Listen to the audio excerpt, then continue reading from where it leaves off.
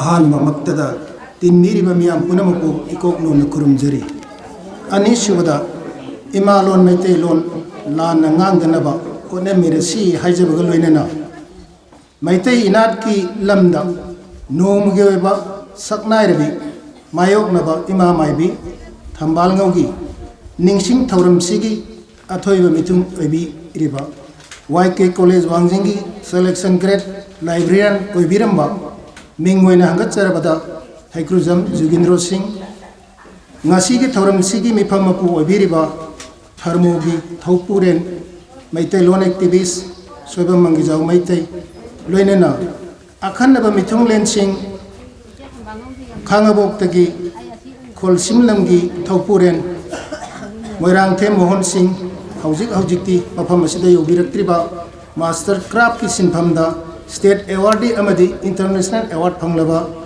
ꯃꯤꯂꯤꯇꯥ ꯋꯥꯡꯖꯤꯡꯒꯤ secretary ꯊꯧꯅꯥꯎꯖꯝ ꯅꯣꯗꯤꯌꯥꯆꯥꯟ ꯃꯩꯇꯩꯅ ꯊꯧꯔꯝꯁꯤꯒꯤ ꯃꯌꯥꯏ ꯇꯥꯡꯕꯜꯗ ꯂꯦꯡꯁꯤꯟꯕꯤꯔꯤꯕ ꯑꯃꯗꯤ ꯊꯧꯔꯝꯁꯤꯒꯤ ꯋꯥꯍꯧꯗꯣꯛ ꯄꯤꯕꯤꯒꯗꯧꯔꯤꯕꯤ ꯅꯥꯎꯁꯨꯕꯤ ꯃꯥꯏꯕꯤ ꯑꯦꯁ ꯔꯥꯙꯦꯂꯩꯃ ꯑꯦꯋꯥꯔꯗꯤ ꯃꯩꯇꯩ ꯈꯨꯟꯅꯥꯏꯒꯤ ꯂꯣꯟꯗꯥꯗ ꯄꯥꯎꯔꯧꯁꯤꯡꯒꯤ ꯃꯐꯝ ꯍꯥꯏꯕꯁꯤꯗ ꯆꯦ ꯄꯥꯊꯣꯛꯄꯤꯒꯗꯕ ꯎꯇ꯭ꯔꯥ ꯁꯪꯂꯦꯟ ꯁꯅꯥ ꯀꯣꯅꯨꯡꯒꯤ ꯃꯥꯏꯕ ꯍꯟꯕ ꯑꯦꯁ ꯀꯣꯟꯗꯨꯝꯕ ꯃꯩꯇꯩ ꯏꯅꯥꯠ ꯂꯥꯏꯅꯤꯡ ꯃꯨꯠꯂꯨꯔꯒ ꯑꯃꯨꯛ ꯍꯤꯡꯒꯠꯂꯛꯄ ꯍꯥꯏꯕꯁꯤꯗ ꯆꯦ ꯄꯥꯊꯣꯛꯄꯤꯒꯗꯕ ILPULꯒꯤ ꯏꯝꯐꯥꯜꯒꯤ ꯐꯥꯏꯅꯥꯟꯁ ꯁꯦꯀ꯭ꯔꯦꯇꯔꯤ L ꯆꯤꯇ꯭ꯔꯦꯁꯣꯔ ꯃꯩꯇꯩ ꯇꯥꯡꯀꯛ ꯑꯅꯤ ꯊꯣꯛꯅ ꯈꯥꯏꯗꯣꯛꯄ ꯊꯧꯔꯝꯁꯤꯒꯤ ꯑꯍꯥꯟꯕ ꯁꯛꯃꯥꯡ ꯇꯥꯡꯀꯛꯀꯤ ꯋꯥꯇꯦꯝ ꯄꯨꯔꯦꯟ ꯑꯣꯏꯕꯤꯒꯗꯕ ꯊꯧꯕꯥꯜ ꯀꯣꯂꯦꯖꯒꯤ ꯄꯣꯊꯥꯔꯕ selection grade lecturer Tongbram Babulan Singh ꯑꯅꯤꯁꯨꯕ ꯇꯥꯡꯀꯛꯀꯤ ꯋꯥꯇꯥꯏꯕꯤꯒꯗꯕ ꯂꯩꯃꯨꯖꯝ ꯃꯅꯥꯎ ꯁꯤꯡ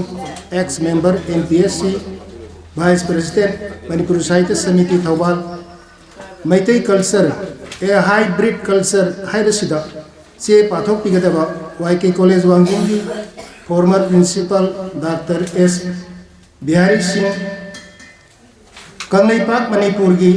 लाइनिंग लाइसोंदा मियेंग अमा हाइबसिकी चे पाठोपीगदबा वाइको मनी गर्ल्स कॉलेज थौबाल की असिस्टेंट प्रोफेसर सेंगोई सनसम मैतै नाट अमसुंग खोरी रोलदा इमा लेमरेन सिदलिगी मफम हाइबसिदा चे पाठोपीगदबा उयावारी लिबा नेशनल अवार्डी अबुजम नोंपोक निंगथौ मैतै थौरम सिगी थवाई हापीनबा तोंगान तोंगानबा लमदगी लेंगिरप्पा इरैचा सिंह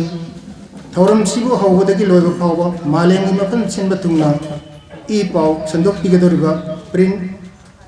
एंड इलेक्ट्रॉनिक मीडिया की थौमी सिंगबुसु यावना थौरेम सिंजरिबसिगी महुत सिंजरगा हराव तयामना तरामना ओक्सरी तरामना ओक्सरगलैना इकाय खुन्नबा ओक्सरी मसिगी मखा तारकपदा तोयना थौरम असिगमसि पांथोक्तुना मपुगी सिंथा मपुंग फानबा पांथोक्लंबा ngamnaba मालेम फबाक सिगी अखंग आई सिंगी पाउताक तामिनदुना मैतै इमा इनात योखत मिनदुना याइफमिनरसि हाइबा वाहिसि हाइजरगा आइना ओक्सो वारोल पिजबसि टेंसिनजरगे इनगिरिबा पुनोको अमुक्का हना खुरुमजरि याइफरे याइफमिनरसि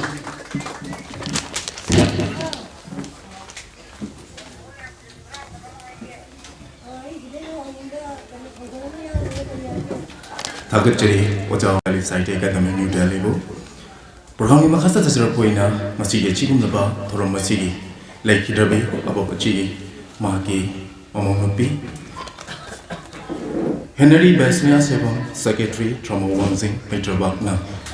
अबोकसिदा कच्चाबा दुगुलबा सैरिंग मतेंग ख हान बोइना लांथुकचिगी मसीगी मखा तारकपदा मसीगी थोरम मसीगी मखा ताबसिंगदो सथनबी तंजादो लौजगी Kotokseri Henry Besnia Seven Secretary Tromo Wanzi Mitraba.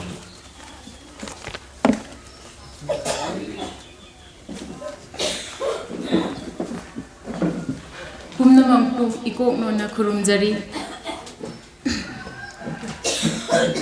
I Henry Besnia Seven Aine Inegi Minda Ine Pusaitaba Duga Inena Laikidraba Matunda Akoida Wat Hoba Dugi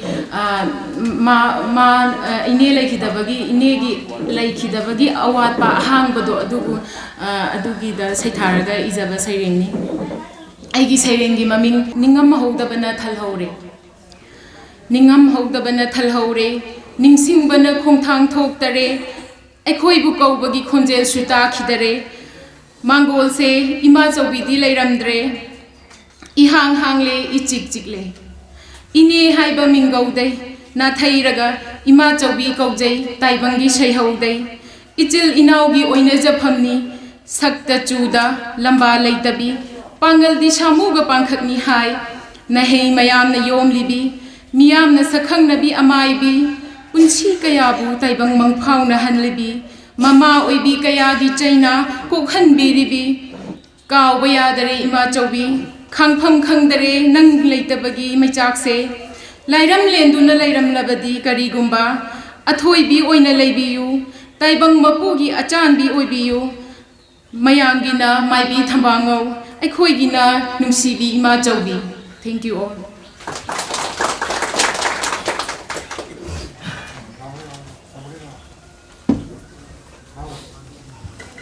Thagat Rafik Lokjari, Hane Besnia, Program Masiki Mahasa Tajaro Poina, Masiki Achkum Naba, Wauto, Waron Bibinaba, Mayamna introduced speech Haina, Kanaba, Dumo from the Bibina Damata, Kautukcheri, Esrade Lema, Nok Subi, Maybe, National Towadi.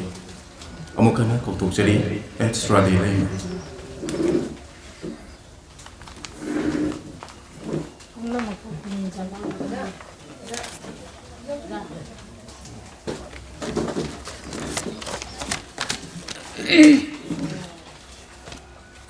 ngasi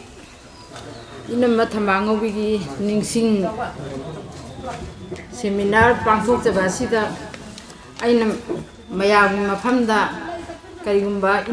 inamagi maramda wai khradang thamjani duna tawjaban aigi inem saglabi inama maibi thambango bigi maramda haibadadi thaithabadadi awatpa ngakta oigani इन्नमा माइबी थंबांगोबी आइगी इपुरोइबगी मचे मंगागी मनुंदा अहुम सुबी मचेनी पलेम सकलबीनी इपुरोइबबु करीद सोइखिगेदगे खन्ना यामना वाना सेमजरकपनी पलेम पंथौ ngन्न काइनखिबदगी हिंगनबा लंबीदा खोंग थांबा हौरकपदा अवा कोंगाई मसिंग खंगदना मायोंगनख्रबीनी हाय इनेम सकलबी इन्नमा माइबी थंबांगोबीना पिकलीबा मोपा अमदी मचानपी बिनाबतीबु नावकोलखी चाबोपी माइबी इबो इबेजा थेंगनबदगी अंगांग पोकपगी lambda हैसिंगबी ओइरखी इनमा माइबी थंबांगोबीगी ओजानी इबो इबेजा हारिबसी वांजिंग वांखैदगिनी लाइश्रमनी वांजिंगी चाबोपी माइबी इबेजा हाइना मियामना सखंगने माइबी इबेजा मसंग मतौ फजै इंग तपी इबो इबेजा लाइपोनी अंगांग उन्नबा पोपगी lambda doctor नी nurse नी हाइबा मगियाय इनमा माइबी थंबांगोबिसु माइबी इबो इबेजागी माहिरोइनी मनाइनी हाइबदा थोदोंना मतिक चाय डॉक्टर नर्स कुमना नोमा कांगदना अंगांग उन्नबा चली अमरमदना नावपुबगी थासिंगी मतुंगिना पिबुंगुंगी अंगांगदु नुपानी नुपीनी हाइबसु ngami aduga pokadaba angang unnagadaba matamsu mama oigadabi adugi masada yengbada paibada khangba ngami sabongman thoina laude laita lairam yengaga miong yengaga lawi khudong chadaba imungidi paisa suklau laude sel lawagi mahutta masagi lejaba nga thum ching chak yomaga puraga chali इन्ना मगुमना अफावबा ओइहनिबदगी आइबसु इन्नमगी महु सिन्नबना यामना तोइना आइबु यामना फजफजना ताकपी पुबी मागी चप्प मतमदा अदुबु आइदी यामना पांगदबसिना मरम ओइरगा इन्नमगी अपेनबा ओइखिदे इन्नमबु पेलहनबा आइ ngamjakide नावपुरीबी mama ओइगदौरबी अमदा सेक्सिन थौरांग यामना फजना ताकपी पिबुंगुंगी अंगांगदु मफम जाना लई नत्रगा लेते सुखदोंग थिगनी थिवै हाबसी इनमबसने येंबदा खंगबा ngami aduga same Sabi ꯑꯍꯥꯟꯕꯗ ꯆꯥꯕꯣꯛꯄꯤ ꯃꯥꯏꯕꯤꯅ ꯇꯧꯒꯗꯕꯁꯤ ꯀꯥꯡꯂꯣꯟ ꯌꯥꯝꯃꯤ ꯃꯩꯇꯩꯒꯤ ꯆꯠꯅꯂꯤꯛꯂꯝꯗ ꯅꯥꯎꯄꯨꯕ ꯊꯥ 4 ꯍꯥꯏꯔꯛꯄꯗꯒꯤ 4 ꯃꯄꯨꯡ ꯐꯥꯗ꯭ꯔꯤꯕ ꯐꯥꯎꯕꯒꯤ ꯃꯅꯨꯡꯗ ꯑꯩꯈꯣꯏ ꯃꯊꯧ ꯃꯁꯤꯜ ꯈꯔ ꯂꯥꯏꯔꯣꯟ ꯇꯤꯔꯣꯟ ꯈꯔ ꯇꯧꯔꯒ ꯃꯊꯧ ꯃꯁꯤꯜ ꯈꯔꯁꯨ ꯆꯪꯉꯤ ꯑꯌꯦꯠ ꯑꯄꯟ ꯊꯣꯛꯇꯅꯕꯒꯤꯗꯃꯛꯇ ꯀꯣꯛꯊꯣꯛ ꯆꯥꯝꯊꯣꯛꯄ ꯍꯥꯏꯗꯨꯅ ꯅꯨꯃꯤꯠꯅ ꯇꯔꯪ ꯇꯔꯪ ꯊꯣꯛꯂꯛꯄ ꯃꯇꯝꯗ ꯄꯥꯡꯊꯣꯛꯀꯅꯤ ꯑꯅꯤꯁꯨꯕꯗ ꯄꯣꯛꯂꯛꯂꯤꯕ ꯑꯉꯥꯡ ꯑꯗꯨꯒꯤ ꯈꯣꯏꯔꯤ ꯅꯥꯎꯐꯝꯗꯨ ꯁꯥ ꯉꯥꯅ ꯁꯣꯛꯈꯤꯗꯅꯕ ꯃꯐꯝ ꯆꯥꯅ ꯐꯨꯝꯖꯤꯟꯕꯤꯒꯗꯕꯅꯤ ꯐꯨꯝꯒꯗꯕꯅꯤ ꯑꯉꯥꯡꯗꯨꯅ ꯅꯨꯄꯥ ꯑꯣꯏꯔꯒꯅ ꯌꯨꯝꯒꯤ ꯌꯦꯠ ꯊꯪꯕ ꯆꯨꯔꯤ ꯇꯥꯐꯝꯗ ꯅꯨꯄꯤ ꯑꯣꯏꯔꯒꯅ ꯑꯣꯏ ꯊꯪꯕ ꯆꯨꯔꯤ ꯇꯥꯐꯝꯗ ꯐꯨꯝꯒꯅꯤ ꯑꯗꯨꯁꯨ ꯍꯦꯛꯇ ꯃꯈꯥ ꯋꯥꯡꯅꯤ ꯍꯥꯏꯗꯨꯅ ꯅꯨꯄꯥꯒꯤ ꯅꯨꯄꯤꯅꯤ ꯍꯥꯏꯗꯨꯅ ꯍꯦꯛꯇ ꯐꯨꯝꯕꯒꯤ ꯊꯕꯛꯁꯨ ꯇꯧꯗꯦ ꯆꯠꯅꯕꯤ ꯈꯔ ꯂꯩ ꯅꯤꯌꯣꯝ ꯈꯔ ꯂꯩ ꯂꯥꯏꯔꯣꯟ ꯇꯤꯔꯣꯟ ꯆꯪꯉꯤ ꯑꯍꯨꯝ ꯁꯨꯕꯗꯅ ꯄꯣꯛꯂꯤꯕ ꯑꯉꯥꯡ ꯑꯗꯨꯅ 3ꯅꯤ ꯁꯨꯕꯒꯤ ꯑꯌꯨꯛꯇ ꯏꯄꯥꯟ ꯊꯥꯕꯒꯤ ꯊꯧꯔꯝ ꯄꯥꯡꯊꯣꯛꯀꯅꯤ ꯊꯧꯑꯣꯡ ꯑꯁꯤꯕꯨ ꯑꯩꯈꯣꯏꯅ ꯑꯉꯥꯡꯗꯨꯒꯤ ꯑꯍꯥꯟꯕ ꯆꯥꯎꯝꯕꯅꯤ ꯍꯥꯏꯅꯁꯨ ꯂꯧꯅꯩ ꯄꯣꯆꯪ ꯆꯦꯆꯪ ꯉꯥ ꯊꯨꯝ ꯌꯥꯎꯅ ꯐꯧꯗꯥꯡꯒ ꯂꯣꯏꯅꯅ ꯁꯦꯝꯒꯅꯤ ꯌꯥꯡꯀꯣꯛꯇ ꯍꯥꯞꯂꯒ ꯂꯥꯏꯅꯤꯡꯊꯧ 4 ꯑꯃꯗꯤ ꯂꯥꯏ ꯅꯨꯔꯥ 8 ꯍꯥꯟꯅ ꯀꯠꯀꯅꯤ ꯃꯇꯨꯡꯗ ꯑꯉꯥꯡꯗ ꯏꯟꯕꯤꯒꯅꯤ ꯂꯣꯏꯔꯕꯗ ꯂꯥꯏꯔꯣꯟ ꯇꯤꯂꯣꯟꯒ ꯂꯣꯏꯅꯅ ꯃꯃꯥꯗ ꯑꯉꯥꯡꯗꯨ ꯁꯤꯟꯅꯒꯅꯤ ꯑꯗꯨꯒ ꯌꯥꯡꯀꯣꯛꯇ ꯌꯥꯎꯕ ꯄꯣꯠꯂꯝꯁꯤꯡꯗꯨ ꯊꯣꯡꯒꯥꯜ ꯋꯥꯡꯃ ꯂꯥꯟꯅ ꯏꯕꯦꯜ ꯄꯤꯊ꯭ꯔꯥꯏ ꯈꯣꯡꯗꯥꯏꯕꯤꯗ ꯁꯤꯟꯅꯔꯝꯒꯅꯤ ꯑꯉꯥꯡꯗꯨꯒꯤ ꯌꯥꯏꯐ ꯊꯧꯖꯥꯜ ꯅꯤꯔꯛꯀꯅꯤ ꯌꯥꯏꯐ ꯊꯧꯖꯥꯜ ꯐꯪꯅꯕꯒꯤꯗꯃꯛ इनमा माइबी थम्बांगोविना ताकपी तंबीरंबगी मथक्ता अतोपा वांजिंग कैथेलदा लेबिरंबा सगोलसेम मामा राजमोहन इबीरंबा इरंबा खाबी थिरेल अमदी उत्तरा सना कोनुंगी माइबहनबा ओइरिबा एस कोंदुंबने इबा चलम यांगी कौबा लाइक अनि सिसु अदुम पाजै मतम मतमगी ओइबा कलम निसिंगा पाउचेदा इबीरपसिंगसु अदुम नैनजै तसेंगना मैतै खुनाइगी नाउसुबी माइबीगी थबक इरात इसन पुनमक यामना यूनिक कल्चर अमा ओइना लेरी सिनफम असिना पांथोकलिबा ngamnamak material culture gi pochang ideological culture gi laison tinson wari wakhul behavioral culture gi thong sajat punamak atai atopa culture gi saruk maset ama phawa yaudre mayhorolagi nausubi maibina meitai culture bu ngaktuna ngasi phawa lagri pithai khongdai bi event dogi sayol oiribi inem saglabi maibi thamalgi thawaina mapugi leikolda ingna singna nungaina leibiyu ko haina mapu magi madai ganda hanna khurumjari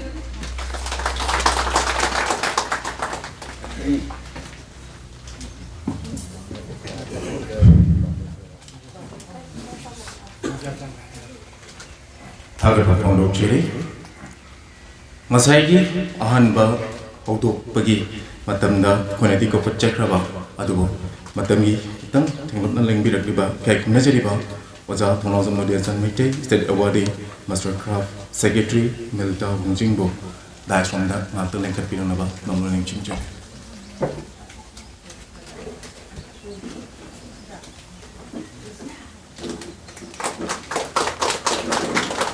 Agar pondok ciri program gi makha da zero poina ngasi ge sigum laba thorom masigi thorom waron pibina bagi damakta pampak ki stage lengkat pireba oza singi marektegi ahan nomokta da thokcheri marangte Mohan Singh president Kholiam khangabokpo ngasi thorom masigi mai lenana wafam khara thambina naba nalung nani chingje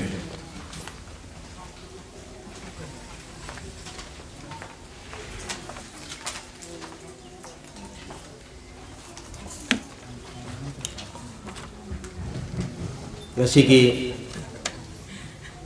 mitai culture da yumpham oiba nomgi oiba seminar sigi the Human Resource Multi-Purpose Organization Thermo Wangjing Maitrabak India na sinbi langbi duna pangthok piriba asigumba ching lemlaba thoram asigi athoiba mithunglen loinana thoram mapu loinana ngasi gasi gumba maman yam laba ngasi gi nom goi ba thoram masida charuk yabiriba ikai kumnezariba oja singh khwai khibik thodo hindongna khurumjari ngasi gasi kumba thoramasi matam chana miyamna lakbi ba loina na khoi su saruk yabu phangjaba suki matik nungai jai madudi mitai ekhoi ki thaina dagi lerakpa du kumba culture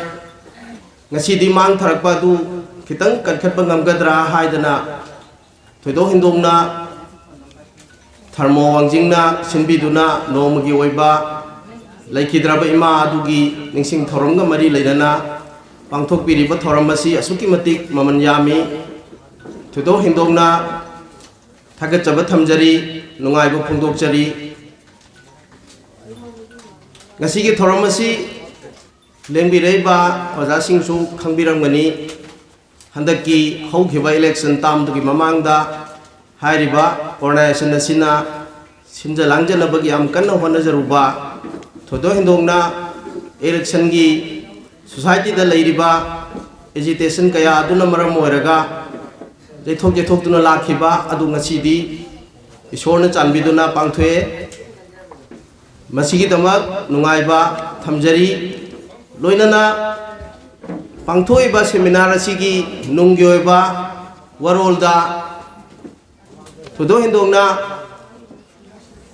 lengbireba ojasingi mangda thamjarabada aikoina angang oiringaigi aikoibo pokpiba ima ipana aikoina high school tamba horakpa yamna piklingagi matamda aikoigi mitegi chanabida ima oibisingna macha angang pokpa matamda hojiki leiriba doctor amadi nurse ki oiba activity sing adu sungyaw yawdana leramliba ima adugi tawbangamba shakti adugi awareness mayam aduna matamduda khoidi angang pokpa haibase doctor amadi nurse yawraga tawgidabni haiba idea phau leiramde angang werigai kanda adubu matamgi matungina ngasigi stage dadi ngasigi matamda leiriba pigliba ngang singdi angang pokpagi maibi habidu karino khangamdabusu yai adu tasengna matam aduda leiramba ima sing aduna tawbiramba anga amupok matamda lauramba daita adugi role mayam do suki matik thawangi asuki matik scientific oi aduna ima sigi dayumpham oraga ngasi sili langi ba nunggi oiba wakhlon na sigi thoramasi asuki matik nungai jai penjai aduna thoidondongna masida yamna sangna imadugi maramda thoidongna koina hena khangjabadi leite adubo mamangda ojasingna chaurakpa horakpagi warol kharadi thambikre madu tabada yamna nungaijai loinana thoidongdongna ngasigi seminar asi saruk yabu phangjaba amadi ngasigi thoramasi sinbi langbiba organization adu thoidongdongna thagatchaba thamjaraga ayaki warol matik sida tension jage thank you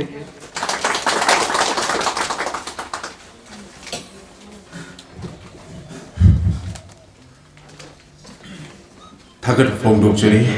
kaikumna sangbopu prolongi makhasa da zarpoina ngasi yes yunaba khanaba mitungsingi phampam langda lengchin biriba kaikumna jariba oja thonawjam nodiasan mite state awardee master craft secretary Milda Wangjingbo asi thorom nasi kamai lena wafam khratan tatna thambinaba naluna ningchinje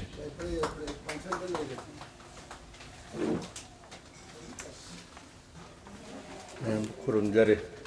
Masigi ikai khumnajarabda matik charba presidium member sing ahanba muktada ikai khumna bochari mathangda tinbiriba mayambu ayakna ikai khumna bochari ai wa thudokna ngangbuju hijadabne adubu ngachaigi akhoi haukraba matamda maibina lawramba thaudang sigadaba nupi kaya ama kalamba adagi soiragadaba angang mayam ama kalamba masigi chatnabi ama ariba matamdagi chatnadana lakpa adumba chatnadana lakpaduda akhoi iche thangbango haitare mahak sisu maibi amani akhona angang oringda khanghubuda mai bi thambangum chang khragadi mama chu macha chu kallani haibagi nimphung taba makhak ai tajeki madu ngasidi akoi doctor nurse mayam sigi marakta makoina pokpa sigi marakta adumba matam amagi ima singduna isi singduna pokpiramba macha masu ngasi MBA oidna doctor engineer oido mayam ama yaukrabane asigumba matam sida akoina makoibu ningsang bidana makoibu matam chana puthok bidana thainagi maibido yam phabanida yam nungsibanida laigi hep masakni ga haiba wakhalolama ngasi phauna tana irat thongni tawbo phangibase akoigi handaki anobom miron se sigi tawbiman khangba utpagi damakta aigi wakhalonda thagasai maroina tamangi jawno honnadana magi mache hambangu aigi fiche masigumba mithoi mihelaba honnaba kanba sibaki daba aduga taibang semba mapubu thajajadana aidi masigi angang siga mama siga kalladamniko haidana nong hek nganbadagi na mathangi nong ama nganba phawbada mathawna pik thallaga mayam siku kanje na thokpir iba isiese masigi maramda ai hanna magi mafamda hanna koknona nolukjari aduga ngasigi thawram sibu sinbi langbiriba mutkraba hauji maming khakta ngairaba maibigi sinphambu mayam mamangda nainabidana matamdugi wajaikiba nangjagiba mayamdu ngasi puthoktana tungi mirolda amuhanna maibi heba chapter ama lairamni hebase ngasi gi tungi miroldi khangadaba mandre adu makhoigi damakta lairik idana adai maming panbidana thambiramgani na chongthokpire iba lupse sibusu ai hanna thagachari aduga ngasi gi seminar sida tongan ba paper sing pabirakani habisu ai tajare aduna masigi khaurang baga loinana ai madugi matamdu ngaijaribuni loinana aigi wahaisu matang sida adum losenjare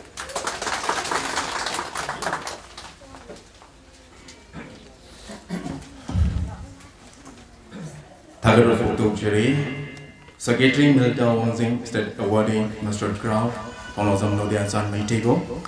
Program ki makasa drazara poina ngasi seminar sigi. Athoi mitung le loina ngasi hombak ta pasida. Yangshin biriba ikai kumna jariba oza Hekruzam Zugin Rutsing Selection Get Librarian Betia Wati College Wangzing na ngasi ki thormasi mailena ba from bibinaba nalungna ni chingje.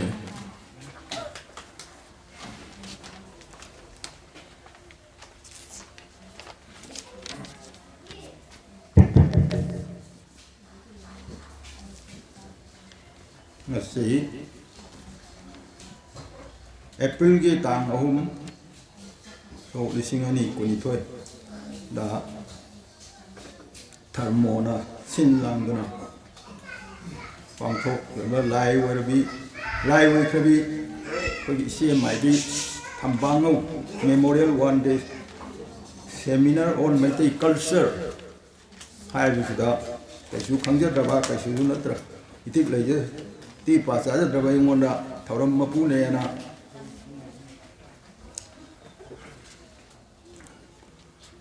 thauram mapune na apu hamba mama thumbiri masigi dongsu organizing committee hanna thagatsai ai function asida seminar asida lengbi reiba kogi thodoen dona kai khumjariba ojaji arum pangsing akhang ngai sing punam mapuchu kai khumna ko seri han bu ta da ai khoi gi lai wai krabi se mai bi thambal ngau devi gi thawai mi reng na mapu gi khoya ka na santi waina ai bi na bagi amuk ka hanna mapu gi afam da punem jeri mayona ai culture gi maram da phayona thangje da ba thoi na na nyaru da ba ne zaru da ba woi bana ai nam si de da yamna sadona ngam je ngai su le je de akhan na mai tei culture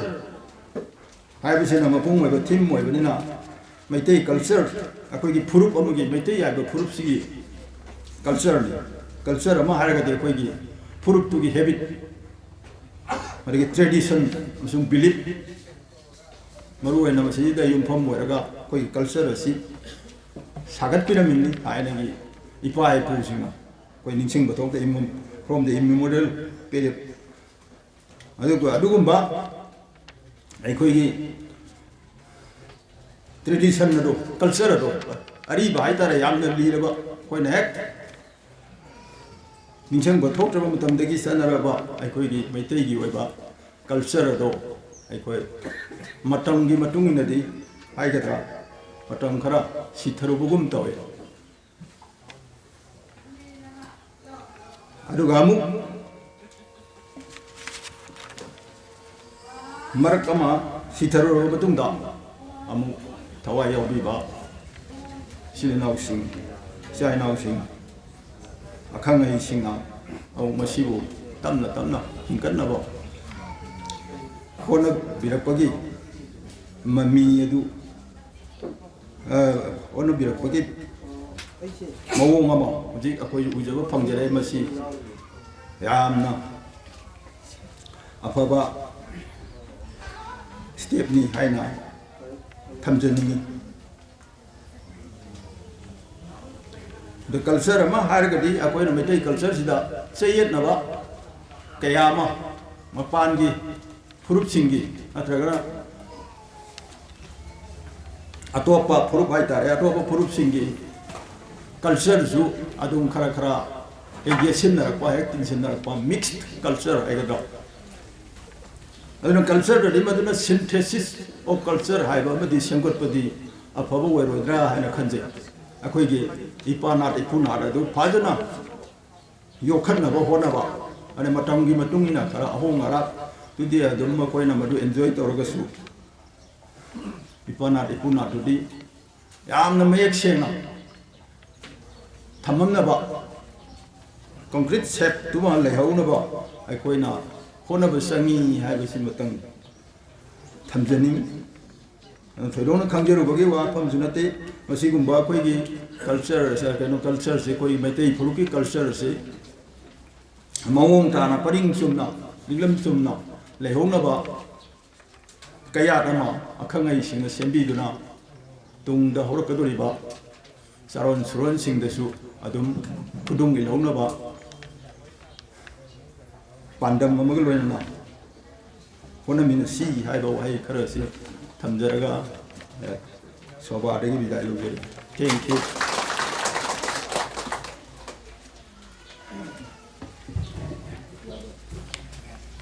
Tagat Fongdok Jeri, Ikai Kumnazeriba, Masigi Thor Masigi, Atodo Mitum, Hekruzam Zugindro Singh, Selected Get Library Ritia, Wati College Wang Jingbo. Yai Furaba Kuru Magi Asum Laba, Nomizing, Zachet Magina, Sazibugi, Nini Panba, Masigi Thor Masigi, Mipum Mapuina, Nench Maite Long, Activist President Tramo Wang Jinga, Masigi Thor Masigam. Lena wo from Kretan Binaba, Ojagima from the Naluk Namin Ginger.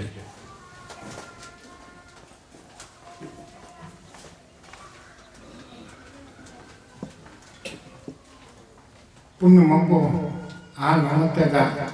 Ikopon Koramjari, Amazon, Lingirapa, Nasili Seminar, Simon Pan, Vivuda, Sarukia Vivogi, Damtasu, Anana Tagachari, as Glonina, a Yisian Chaglabi. Ji Tawai Mirena Kambibo, Washinu Hadana Mashimatang and Nizeri ꯑꯩꯍꯥꯛꯁꯨ ꯀꯩꯁꯨ ꯊꯣꯏꯅ ꯈꯪꯖꯕ ꯂꯩꯇꯦ ꯑꯩꯒꯤ ꯊꯣꯏꯗꯣꯛ ꯍꯦꯟꯗꯣꯛꯄ ꯑꯈꯪꯕ ꯂꯩꯇꯦ ꯇꯧꯕꯇꯕꯨ ꯑꯩꯈꯣꯏꯅ ꯃꯩꯇꯩꯒꯤ ꯈꯨꯟꯅꯥꯏꯗ ꯄꯣꯛꯎꯕ ꯍꯤꯡꯂꯨꯕ ꯀꯧꯕꯅꯤꯅ ꯃꯩꯇꯩꯒꯤ ꯑꯥꯏꯗꯦꯟꯇꯤꯇꯤꯁꯤ ꯉꯥꯛꯄ ꯀꯟꯕ ꯑꯃ ꯃꯌꯥꯝꯅ ꯂꯣꯏꯅ ꯄꯥꯝꯅꯕꯒꯨꯝꯕ ꯑꯃ ꯇꯧꯏ ꯑꯗꯨꯒ ꯂꯣꯏꯅꯅ ꯑꯩ ꯏꯁꯥꯃꯛꯁꯨ ꯀꯟꯕ ꯉꯥꯛꯄꯁꯤ ꯄꯥꯝꯖꯩ ꯃꯔꯝ ꯑꯗꯨꯅ ꯑꯩꯈꯣꯏꯒꯤ ꯑꯥꯏꯗꯦꯟꯇꯤꯇꯤꯁꯤ ꯉꯥꯛꯄꯗ ꯈ꯭ꯋꯥꯏꯗꯒꯤ ꯃꯔꯨꯑꯣꯏꯕ ꯊꯧꯗꯥꯡ ꯂꯧꯔꯛꯏꯕꯗꯤ ꯑꯩꯈꯣꯏꯒꯤ ꯏꯃꯨꯡꯗ ꯂꯥꯠꯂꯤꯕ ꯁꯅꯥꯃꯍꯤ ꯂꯥꯏꯟꯊꯧ ꯑꯁꯤꯒ ꯎꯃꯪ ꯂꯥꯏ ꯑꯁꯤꯒꯇꯅ ꯀꯟꯕꯅꯤ ꯍꯥꯏꯅ ꯑꯩꯈꯣꯏ ꯈꯟꯖꯔꯝꯃꯤ ꯇꯧꯕꯁꯨ ꯎꯃꯪ ꯂꯥꯏꯒ ꯁꯅꯥꯃꯍꯤ ꯂꯥꯏꯟꯊꯧꯒꯅ ꯑꯩꯈꯣꯏꯒꯤ ꯑꯥꯏꯗꯦꯟꯇꯤꯇꯤ ꯄꯨꯝꯅꯃꯛ ꯑꯁꯦ ꯃꯩꯇꯩ ꯈꯨꯟꯅꯥꯏꯕꯨ ꯀꯜꯂꯛꯄꯗꯤ ꯑꯅꯤꯁꯤꯈꯛꯇꯅ ꯑꯆꯧꯕ ꯊꯧꯗꯥꯡ ꯂꯧꯔꯛꯏ ꯑꯗꯨꯕꯨ ꯑꯩꯈꯣꯏꯅ ꯃꯈꯥ ꯇꯥꯅ ꯁꯨꯝ ꯈꯟꯊꯖꯔꯨꯕꯗ ꯏꯃꯥ ꯄꯤꯊ꯭ꯔꯥꯏ ꯈꯨꯟꯒꯥꯏꯕꯤꯅ ꯇꯧꯔꯝꯕ ꯊꯕꯛ ꯃꯥꯒꯤ ꯊꯧꯔꯝ ꯀꯥꯡꯂꯣꯟ ꯑꯁꯤ ꯌꯥꯝꯅ ꯃꯔꯨꯑꯣꯏꯕ ꯑꯃ ꯑꯣꯏꯔꯝꯃꯤ ꯃꯔꯝ ꯑꯗꯨꯅ ꯃꯍꯥꯛꯀꯤ ꯊꯕꯛ ꯀꯥꯡꯂꯣꯟ ꯑꯁꯤꯕꯨ ꯇꯝꯖꯕ ꯇꯥꯏꯕꯪ ꯃꯤꯅ ꯇꯝꯖꯔꯤꯕ ꯊꯕꯛ ꯀꯥꯡꯂꯣꯟꯁꯤꯡ ꯑꯗꯣ ꯃꯗꯨ ꯃꯥꯏꯕꯤ ꯍꯥꯏꯅ ꯈꯪꯅꯩ ꯑꯗꯨꯅ ꯃꯥꯏꯕꯤ ꯆꯥꯕꯣꯛꯄꯤ ꯑꯁꯤꯅ ꯇꯧꯔꯝꯃꯤꯕ ꯂꯧꯔꯝꯃꯤꯕ ꯊꯧꯗꯥꯡ ꯑꯁꯤꯗꯤ ꯌꯥꯝꯅ ꯄꯥꯛ ꯆꯥꯎꯕ ꯑꯃꯁꯨ ꯑꯣꯏꯔꯝꯃꯤ ꯑꯩꯈꯣꯏꯗꯤ ꯍꯥꯟꯅ ꯈꯪꯖꯔꯨꯕ ꯂꯩꯇꯦ ꯍꯧꯖꯤꯛ ꯈꯛꯇ ꯈꯪꯖꯔꯛꯄꯅꯤ ꯍꯧꯖꯤꯛ ꯏꯆꯦꯕꯨ ꯅꯤꯡꯁꯤꯡꯕ ꯍꯥꯏꯕꯁꯦ ꯃꯥꯏꯕꯤꯒꯤ ꯁꯤꯟꯐꯝꯗ ꯂꯩꯕꯤꯔꯤꯕꯁꯤꯡꯅ ꯇꯧꯔꯤꯕ ꯊꯕꯛ ꯑꯁꯤꯅ ꯏꯆꯦꯕꯨ ꯅꯤꯡꯁꯤꯡꯕꯅꯤꯅ ꯈꯟꯖꯩ ꯊꯕꯛꯁꯤꯡ ꯑꯗꯨꯕꯨ ꯏꯆꯦꯕꯨ ꯅꯤꯡꯁꯤꯡꯕꯅꯤ ꯏꯆꯦꯕꯨ ꯅꯤꯡꯁꯤꯡꯕ ꯍꯥꯏꯕꯁꯦ ꯑꯩꯈꯣꯏꯒꯤ ꯈꯨꯟꯅꯥꯏ ꯑꯁꯤꯒꯤ ꯉꯥꯛꯇꯕ ꯌꯥꯗ꯭ꯔꯕ ꯃꯩꯇꯩ ꯈꯨꯟꯅꯥꯏꯕꯨ ꯀꯟꯗꯕ ꯌꯥꯗꯕ ꯄꯣꯠ ꯊꯕꯛ ꯑꯃꯗꯤ ꯀꯔꯤꯅꯣꯗ ꯃꯥꯏꯕꯤꯒꯤ ꯃꯁꯤꯡ ꯁꯤꯡꯊꯥ ꯑꯁꯤ ꯑꯣꯏ ꯍꯥꯏꯅ ꯑꯩꯈꯣꯏꯒꯤ ꯑꯣꯔꯒꯅꯥꯏꯖꯦꯁꯟꯅ ꯈꯟꯖꯩ ꯃꯗꯨꯒꯤ ꯃꯔꯝꯗꯤ ꯑꯩꯈꯣꯏꯅ ꯄꯤ.ꯑꯦ. ꯁꯣꯔꯣꯀꯤꯟꯅ ꯍꯥꯏꯕ ꯀꯜꯆꯔꯒꯤ ꯀꯦꯇꯦꯒꯣꯔꯤ ꯑꯍꯨꯝ ꯑꯥꯏꯗꯤꯑꯣꯂꯣꯖꯤꯀꯦꯜ ꯀꯜꯆꯔ ꯕꯤꯍꯦꯕꯤꯌꯔꯦꯜ ꯀꯜꯆꯔ ꯃꯦꯇꯦꯔꯤꯌꯦꯜ ꯀꯜꯆꯔ ꯍꯥꯏꯕꯒꯤ ꯃꯤꯠꯌꯦꯡꯗꯒꯤ ꯌꯦꯡꯕ ꯃꯇꯝꯗ ꯃꯥꯏꯕꯤꯒꯤ ꯊꯕꯛ ꯊꯧꯔꯝꯁꯤꯡ ꯑꯁꯤꯗ ꯂꯣꯟ ꯑꯁꯤꯁꯨ ꯇꯁꯦꯡꯅ ꯃꯤꯉꯣꯟꯗꯒꯤ ꯄꯨꯕ ꯑꯋꯥꯏꯕ ꯂꯣꯟ ꯑꯃꯐꯥꯎ ꯑꯣꯏꯔꯝꯗꯦ ꯑꯥꯏꯗꯤꯑꯣꯂꯣꯖꯤꯀꯦल ꯀꯜꯆꯔꯗꯁꯨ ꯑꯩꯈꯣꯏꯒꯤ ꯃꯃꯥꯡꯉꯩꯗꯒꯤ ꯏꯃꯥ ꯄꯤꯊ꯭ꯔꯥꯏ ꯈꯨꯟꯒꯥꯏꯕꯤꯗꯒꯤ ꯂꯧꯔꯛꯄ ꯋꯥꯔꯤ ꯂꯤꯁꯥꯡ ꯑꯣꯏꯔꯝꯃꯤ ꯑꯗꯨꯒ ꯃꯥꯏꯕꯤ ꯑꯗꯨꯃꯛꯅ ꯁꯣꯜꯂꯤꯕ ꯂꯥꯏꯁꯣꯟ ꯃꯥꯒꯤ ꯑꯦꯛꯁꯟ ꯑꯦꯛꯇꯤꯚꯤꯇꯤꯁ ꯈꯨꯗꯤꯡꯃꯛꯇꯁꯨ ꯕꯤꯍꯦꯕꯤꯌꯔꯦꯜ ꯀꯜꯆꯔꯒꯤ ꯑꯇꯣꯞꯄ ꯐꯨꯔꯨꯞꯀ ꯌꯦꯠꯁꯤꯟꯅꯗ꯭ꯔꯕ ꯑꯇꯣꯞꯄ ꯋꯥꯔꯜꯗ ꯂꯩꯔꯤꯕ ꯀꯜꯆꯔ ꯑꯃꯠꯇꯒ ꯆꯌꯦꯠꯅꯗ꯭ꯔꯕ ꯌꯦꯠꯁꯟꯅꯗ꯭ꯔꯕ ꯄꯣꯠ ꯑꯃ ꯑꯣꯏꯔꯝꯃꯤ ꯑꯗꯨꯒ ꯃꯦꯇꯦꯔꯤꯌꯦꯜ ꯀꯜꯆꯔꯒꯤ ꯃꯇꯥꯡꯗ ꯍꯥꯏꯔꯒꯁꯨ ꯑꯩꯈꯣꯏꯒꯤ ꯏꯄꯥꯟ ꯊꯥꯕꯗ ꯑꯗꯨꯒ ꯑꯩꯈꯣꯏꯒꯤ ꯄꯣꯛꯊꯣꯛ ꯆꯥꯝꯊꯣꯛꯄ ꯍꯥꯏꯕ ꯑꯣꯏꯔ ꯃꯥꯜꯂꯦ ꯃꯗꯨꯗ ꯆꯪꯉꯤꯕ ꯄꯣꯠꯆꯪ ꯃꯌꯥꯝꯁꯤꯡ ꯑꯁꯤꯁꯨ ꯑꯇꯣꯞꯄ ꯂꯩꯕꯥꯛꯇꯒꯤ ꯂꯧꯔꯤꯕ ꯑꯇꯣꯞꯄ ꯀꯜꯆꯔꯗꯒꯤ ꯑꯇꯣꯞꯄ ꯐꯨꯔꯨꯞ ꯑꯃꯗꯒꯤ ꯇꯧꯕ ꯃꯇꯝ ꯇꯧꯕ ꯑꯃꯐꯥꯎ ꯑꯣꯏꯔꯝꯗꯦ ꯃꯔꯝ ꯑꯗꯨꯅ ꯇꯁꯦꯡꯅ ꯌꯥꯝꯅ ꯔꯤꯌꯦꯜꯂꯤ ꯑꯩꯈꯣꯏꯒꯤ ꯑꯣꯏꯕ ꯂꯣꯟ ꯑꯩꯈꯣꯏꯒꯤ ꯑꯣꯏꯕ ꯄꯣꯠꯊꯣꯛ ꯑꯩꯈꯣꯏꯒꯤ ꯑꯣꯏꯕ ꯑꯦꯛꯇꯤꯚꯤꯇꯤꯁꯇꯨ ꯇꯁꯦꯡꯅ ꯃꯥꯏꯕꯤꯒꯤ ꯁꯤꯟꯐꯝ ꯑꯁꯤꯅ ꯉꯥꯛꯄ ꯀꯟꯕ ꯑꯣꯏꯔꯝꯃꯤ ꯃꯔꯝ ꯑꯗꯨꯅ ꯑꯩꯈꯣꯏꯅ ꯃꯥꯏꯕꯤꯒꯤ ꯁꯤꯟꯐꯝ ꯑꯁꯤ ꯑꯩꯈꯣꯏꯒꯤ ꯃꯩꯇꯩꯒꯤ ꯈꯨꯟꯅꯥꯏꯒꯤ ꯑꯥꯏꯗꯦꯟꯇꯤꯇꯤꯕꯨ ꯀꯟꯕꯗ ꯉꯥꯛꯄꯗ ꯌꯥꯝꯅ ꯃꯔꯨ ꯑꯣꯏꯕ ꯑꯃ ꯑꯣꯏꯔꯝꯃꯤꯁꯦ ꯍꯧꯖꯤꯛ ꯈꯛꯇ ꯑꯩꯈꯣꯏ ꯈꯪꯖꯔꯛꯄꯅꯤ ꯑꯗꯨ ꯃꯁꯤ ꯃꯇꯝ ꯀꯨꯏꯅꯒꯤ ꯑꯣꯏꯅꯁꯨ ꯑꯩꯈꯣꯏꯅ ꯃꯁꯤ ꯉꯥꯛꯄ ꯁꯦꯟꯕꯁꯦ ꯍꯣꯠꯅꯃꯤꯟꯅꯅꯕ ꯄꯨꯝꯅꯃꯛꯀꯤ ꯃꯐꯝꯗꯁꯨ ꯑꯩꯈꯣꯏꯅ ꯍꯟꯅ ꯅꯤꯡꯁꯤꯡꯖꯔꯤ ꯑꯗꯨꯒ ꯂꯣꯏꯅꯅ ꯑꯩꯈꯣꯏꯅ ꯂꯣꯟ ꯑꯁꯤꯁꯨ ꯂꯣꯟꯒꯤ ꯃꯇꯥꯡꯗ ꯑꯩꯈꯣꯏꯅ ꯃꯥꯏꯕꯤꯅ ꯁꯣꯜꯂꯤꯕ ꯂꯥꯏꯁꯣꯟ ꯇꯤꯟꯖꯣꯟ ꯑꯁꯦ ꯑꯇꯣꯞꯄ ꯑꯃꯐꯥꯎ ꯌꯥꯎꯕ ꯅꯠꯇꯦ ꯁꯦ ꯈꯨꯗꯝ ꯑꯣꯏꯅ ꯑꯩꯈꯣꯏꯅ ꯍꯤꯟꯗꯨ ꯂꯥꯏꯅꯤꯡ ꯆꯪꯉꯛꯑꯕ ꯃꯇꯝꯗ ꯑꯩꯈꯣꯏꯗ खितंग अकायबा पिरंबा कयामुक एसिमुलेट तौबा कयामुक लेरमी से खुदम ओइना अखोइगी राजलीला हाइरगसो आइडियोलॉजिकल कल्चर दना अखोइगी हि ओइबा अमा मटेरियल कल्चर बिहेवियर कल्चर दने हेचे नबा सुंबा मिक्स तौबा हाइब्रिड तौबा अमा लाई आइनि याम सांग ngangidragसो सुमाइन तौदना अखोइगी चेनबसे आइगी धर्म अपाम रिलीजन अदुदी हिंदू चनिंगमन हिंदू चचजनो अला निंगमन अला के निंगजरगसो आदि क्रिश्चियन की निंगजरगसो आइखोन मैते किसु तोगान तोगाना येछिन नतबा ꯊꯧꯔꯝ ꯑꯃ ꯄꯥꯡꯊꯣꯛꯄ ꯃꯇꯝꯗ ꯌꯦꯠꯁꯤꯟꯅꯗꯕ ꯃꯗꯨ ꯈꯛꯇꯪꯗꯤ ꯁꯦꯝꯗꯣꯛꯃꯤꯟꯅꯕꯁꯦ ꯌꯥꯝꯅ ꯇꯉꯥꯏ ꯐꯗꯦ ꯍꯥꯏꯅ ꯂꯧꯖꯩ ꯑꯗꯨ ꯃꯔꯝ ꯑꯗꯨꯅ ꯑꯩꯈꯣꯏꯅ ꯆꯌꯦꯠ ꯈꯣꯏꯍꯟꯅꯕꯁꯦ ꯇꯧꯗꯅꯅꯕꯒꯤꯗꯃꯛꯇ ꯃꯩꯇꯩꯒꯤ ꯁꯦꯡꯅ ꯂꯩꯖꯕ ꯆꯠꯅꯤꯡꯕ ꯙꯔꯃꯗꯨꯒꯤ ꯃꯥꯏ ꯑꯄꯥꯝꯕꯗ ꯆꯠꯆꯔꯒꯁꯨ ꯊꯕꯛ ꯊꯧꯔꯝꯗ ꯆꯌꯦꯠꯅꯗꯅꯕꯁꯦ ꯃꯁꯤꯃ ꯈꯛꯇꯪ ꯑꯩꯈꯣꯏ ꯑꯣꯔꯒꯅꯥꯏꯖꯦꯁꯟꯅ ꯑꯩꯈꯣꯏꯅ ꯃꯗꯨ ꯌꯣꯛꯈꯠꯄ ꯉꯥꯛꯄ ꯁꯦꯟꯕꯁꯦ ꯃꯗꯨ ꯈꯔ ꯄꯥꯝꯖꯩ ꯃꯔꯝ ꯑꯗꯨꯅ ꯑꯩꯈꯣꯏꯅ ꯊꯕꯛ ꯑꯩꯈꯣꯏꯒꯤ ꯁꯦꯃꯤꯅꯥꯔ ꯑꯁꯤꯁꯨ ꯄꯥꯡꯊꯣꯛꯆꯕꯅꯤ ꯑꯩꯈꯣꯏꯅ ꯑꯩꯈꯣꯏ ꯁꯖꯤꯕꯨ ꯆꯩꯔꯥꯎꯕ ꯍꯥꯏꯔꯦ ꯁꯖꯤꯕꯨ ꯅꯣꯡ ꯄꯥꯟꯕꯗ ꯃꯩꯇꯩꯒꯤ ꯆꯩꯔꯥꯎꯔꯦ ꯑꯗꯨꯒ ꯍꯤꯟꯗꯨꯒꯤ ꯆꯔꯛ ꯄꯨꯖꯥꯅ ꯑꯃꯨꯛ ꯂꯩꯔꯦ ꯑꯅꯤ ꯌꯦꯠꯁꯟꯅꯕꯁꯤꯅ ꯃꯔꯝ ꯑꯣꯏꯗꯨꯅ ꯑꯩꯈꯣꯏꯅ ꯑꯉꯥꯡꯁꯤꯡꯗ ꯇꯨꯡꯗ ꯂꯥꯛꯀꯗꯕꯁꯤꯡꯗ ꯆꯌꯦꯠ ꯈꯣꯏꯍꯟꯅꯕ ꯑꯃ ꯂꯩꯍꯟꯕꯁꯦ ꯃꯁꯤ ꯈꯥꯏꯗꯣꯛꯁꯤ ꯍꯥꯏꯕꯒꯨꯝꯕꯅꯤꯗ ꯑꯗꯨꯅ ꯑꯩꯅ ꯍꯥꯏꯖꯅꯤꯡꯉꯤꯕꯗꯤ ꯂꯣꯏꯅꯅ ꯑꯩꯈꯣꯏꯅ ꯍꯧꯖꯤꯛ ꯑꯩꯈꯣꯏꯒꯤ ꯃꯩꯇꯩꯒꯤ ꯄꯟꯊꯥꯁꯦ 3 ꯂꯩ ꯑꯗꯣ ꯑꯩꯈꯣꯏ ꯌꯦꯅꯤꯡ ꯄꯟꯊꯥꯁꯦ ꯂꯝꯇꯥꯒꯤ ꯊꯥꯁꯤꯗ ꯑꯣꯏꯕꯅꯤ ꯑꯗꯣ ꯑꯩꯈꯣꯏꯅ ꯌꯥꯎꯁꯪꯑꯅ ꯍꯥꯏꯔꯦ ꯌꯥꯎꯁꯪ ꯑꯁꯤ ꯅꯥꯎꯁꯪꯅꯤ ꯑꯗꯨꯅꯤ ꯑꯗꯥꯅꯤꯅ ꯍꯥꯏꯗꯨꯅ ꯆꯌꯦꯠ ꯈꯣꯏꯍꯟꯅꯕꯁꯦ ꯑꯩꯈꯣꯏꯗ ꯍꯦꯛꯇ ꯊꯣꯛꯍꯜꯂꯤ ꯇꯁꯦꯡꯅꯃꯛꯀꯤ ꯌꯦꯅꯤꯡ ꯀꯨꯝꯍꯩ ꯌꯦꯅꯤꯡ ꯃꯁꯥꯟꯅ ꯌꯦꯅꯤꯡ ꯊꯥꯕꯜ ꯍꯥꯏꯗꯅ ꯂꯝꯇꯥ ꯊꯥ ꯑꯁꯤꯗ ꯄꯥꯡꯊꯣꯛꯆꯒꯗꯕꯁꯦ ꯑꯩꯈꯣꯏꯅ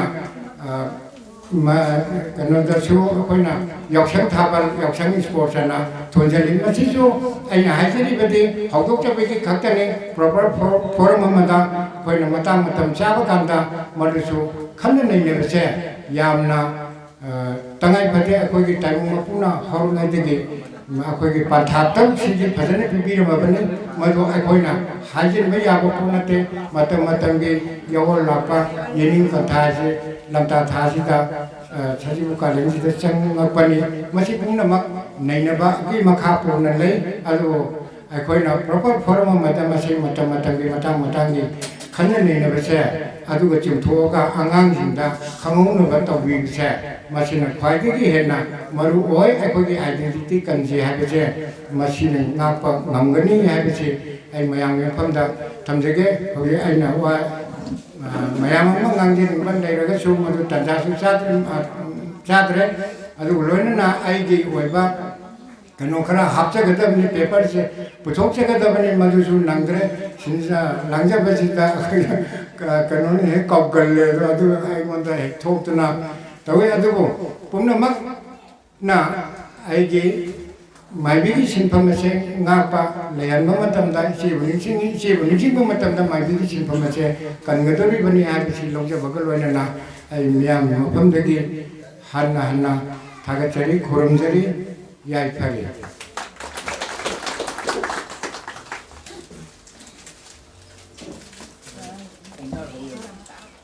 ꯊꯥꯒꯠꯄ ꯐꯣꯡꯗꯣꯛꯆꯔꯤ ꯃꯁꯤꯒꯤ ꯑꯁꯤꯒꯨꯝꯂꯕ ꯊꯧꯔꯝ ꯑꯁꯤꯒꯤ ꯃꯤꯐꯝ ꯃꯄꯨꯅ ꯂꯦꯡꯁꯤꯟꯕꯤꯔꯤꯕ ꯁꯣꯏꯕꯝ ꯃꯨꯡꯒꯤꯖꯥꯎ ꯃꯩꯇꯩꯂꯣꯟ ꯑꯦꯛꯇꯤꯚꯤꯁ ꯄ꯭ꯔꯦꯁꯤꯗꯦꯟꯠ ꯊ꯭ꯔꯃꯧ ꯋꯥꯡꯖꯤꯡꯕꯨ ꯁꯦꯃꯤꯅꯥꯔ ꯑꯁꯤ ꯁꯦꯁꯟ 2 ꯑꯩꯈꯣꯏꯅ ꯑꯍꯥꯟꯕꯗ ꯃꯣꯔꯅꯤꯡ ꯁꯦꯛꯁꯟ ꯑꯃꯁꯨꯡ ꯏꯚꯤꯅꯤꯡ ꯁꯦꯛꯁꯟ ꯍꯥꯏꯗꯅ ꯑꯗꯨꯒꯨꯝꯕ ꯃꯐꯝ 2ꯈꯛ ꯂꯩꯒꯅꯤ ꯑꯍꯥꯟꯕꯒꯤ ꯑꯣꯏꯅ ꯑꯩꯈꯣꯏꯒꯤ ꯐꯣꯔꯃꯦꯜꯂꯤ ꯑꯣꯏꯅ ꯄꯥꯡꯊꯣꯛꯄ ꯐꯣꯔꯃꯦꯜ ꯐꯪꯁꯟꯗꯨꯗꯤ ꯃꯇꯥꯡ ꯑꯁꯤꯗ ꯑꯩꯈꯣꯏ ꯂꯣꯏꯁꯤꯟꯖꯔꯤ ꯀꯌꯥ ꯈꯨꯝꯅꯖꯔꯤꯕ ꯑꯣꯖꯥꯁꯤꯡꯅ ꯃꯈꯥꯗ ꯉꯥꯛꯇꯪ ꯂꯦꯡꯊꯣꯛꯄꯤꯔꯒ ꯁꯦꯃꯤꯅꯥꯔꯁꯤ ꯍꯧꯅꯕꯒꯤ ꯇꯥꯟꯖꯥꯗꯨ ꯂꯧꯖꯒꯦ ꯍꯥꯏꯕ꯭ꯔꯤꯠ ꯀꯜꯆꯔ ꯑꯗꯨꯒ ꯃꯊꯪꯗ ꯆꯦ ꯄꯥꯕꯤꯗꯕ ꯆꯤꯡꯒꯣꯏ ꯁꯦꯅꯆꯝ ꯑꯦꯁꯤꯁꯇꯦꯟꯠ ꯄ꯭ꯔꯣꯐꯦꯁꯔ ꯋꯥꯏꯈꯣꯝ ꯀꯣꯂꯦꯖ ꯊꯧꯕ ꯑꯣꯖꯥꯒꯤ ꯍꯤꯔꯝꯅ ꯀꯪꯂꯩꯄ ꯃꯅꯤꯄꯨꯔꯒꯤ ꯂꯥꯏꯅꯤꯡ ꯂꯥꯏꯁꯣꯟꯗ ꯃꯤꯠꯌꯦꯡ ꯑꯃꯗꯤ ꯑꯍꯨꯝꯁꯨꯕꯗ ꯑꯕꯨꯖꯝ ꯅꯣꯡꯄꯣꯛ ꯅꯤꯡꯊꯧ ꯃꯩꯇꯩ ꯄꯨꯌꯥ ꯋꯥꯔꯤ ꯂꯤꯕ ꯑꯣꯖꯥꯒꯤ ꯍꯤꯔꯝꯅ ꯃꯩꯇꯩ ꯅꯥꯠ ꯑꯃꯁꯨꯡ ꯈꯨꯔꯤꯔꯣꯟꯗ ꯏꯃꯥ ꯂꯩꯃꯔꯦꯟ ꯁꯤꯗꯕꯒꯤ ꯃꯤꯐꯝ ꯃꯁꯤꯒꯤ ꯂꯦꯡꯁꯤꯜꯂꯤꯕ ꯑꯣꯖꯥ ꯑꯍꯨꯝꯗ ꯑꯣꯔꯒꯅꯥꯏꯖꯤꯡ ꯀꯃꯤꯇꯤ ꯃꯥꯏꯀꯩꯗꯒꯤ ꯆꯪꯂꯕ ꯂꯩꯉꯥꯛꯀꯤ ꯃꯃꯤꯡ ꯈꯨꯗꯣꯜ ꯇꯧꯕꯤꯕ ꯅꯤꯡꯁꯤꯡꯖꯔꯤ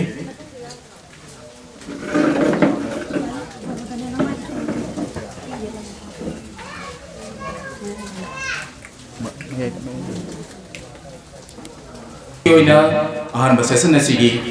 ꯋꯥ ꯇꯩꯁꯤꯟꯕꯤꯒꯗꯕ ꯃꯤꯌꯥꯝꯅ ꯁꯦꯃꯤꯅꯥꯔꯒꯤ ꯂꯣꯟꯗꯥꯗ ꯃꯣꯗꯔꯦꯇꯔ ꯍꯥꯏꯅ ꯈꯪꯅꯔꯤꯕ ꯑꯗꯨꯒꯨꯝꯂꯕ ꯀꯌꯥ ꯈꯨꯝꯅꯖꯔꯤꯕ ꯑꯣꯖꯥ ꯇꯤ ꯕꯕꯨꯂꯥꯜ ꯁꯤꯡ ꯁꯦꯂꯦꯛꯁꯟ ꯂꯦꯛꯆꯔ ꯔꯤꯇꯤꯌꯔ ꯊꯧꯕꯥꯜ ꯀꯣꯂꯦꯖ ꯑꯗꯨꯒ ꯑꯍꯥꯟꯕ ꯄꯦꯄꯔ ꯄ꯭ꯔꯖꯦꯟꯠ ꯇꯧꯕꯤꯒꯗꯕꯅ ꯀꯌꯥ ꯈꯨꯝꯅꯖꯔꯤꯕ ꯑꯦꯁ ꯀꯣꯟꯗꯨꯃ ꯃꯩꯇꯩ ꯃꯥꯏꯕ ꯎꯇ꯭ꯔꯥ ꯆꯪꯂꯩ ꯁꯅꯥ ꯀꯣꯅꯨꯡ ꯑꯣꯖꯥꯒꯤ ꯍꯤꯔꯝꯅ ꯃꯩꯇꯩ ꯈꯨꯟꯅꯥꯏ ꯂꯣꯟꯗꯥꯗ ꯄꯥꯎꯔꯧꯁꯤꯡꯒꯤ ꯃꯤꯐꯝ ꯑꯗꯨꯒ ꯃꯐꯝ aduga anisubada LG Desol Maitai Finance Secretary ILP UL Info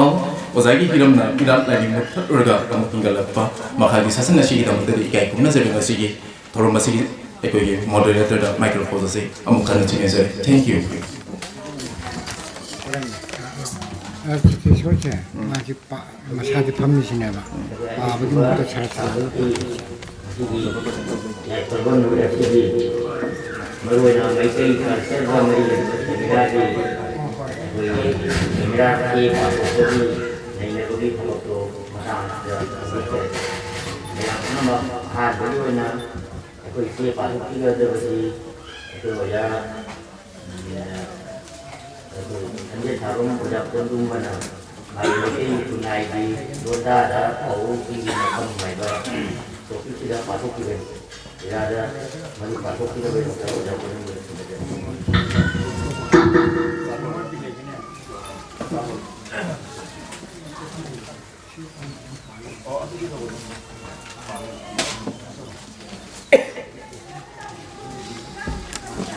Anu kada koi lingkar sibu kondi riba ibu piendo aido larendi ani gini punda kok ngona kunjai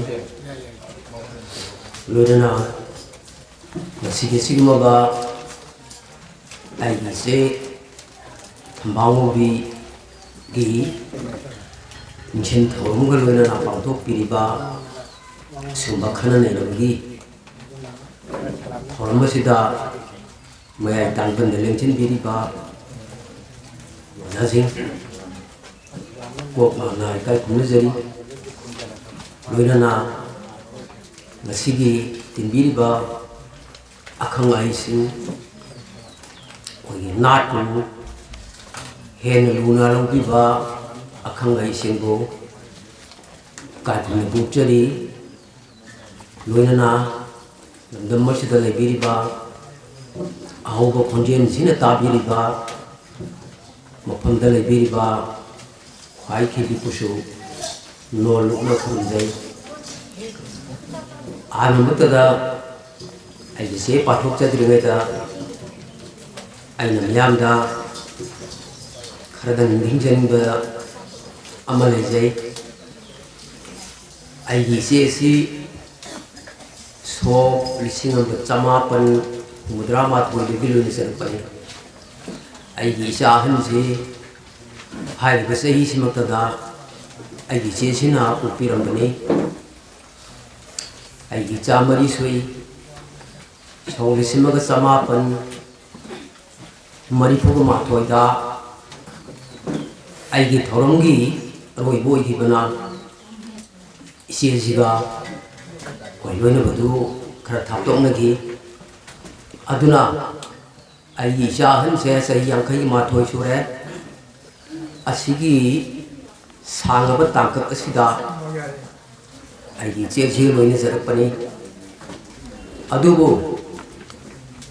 taibangi punsi di poput sibanai banina isi han ngre taimung medium le thadu pirame adubu ai di awaba thorum kya da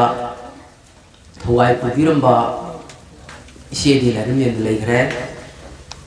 ikoi di miram len gi awaba mar ka dum hinra le ori aduna ise ise gi sumba mishin ko mol ma athor pai bsa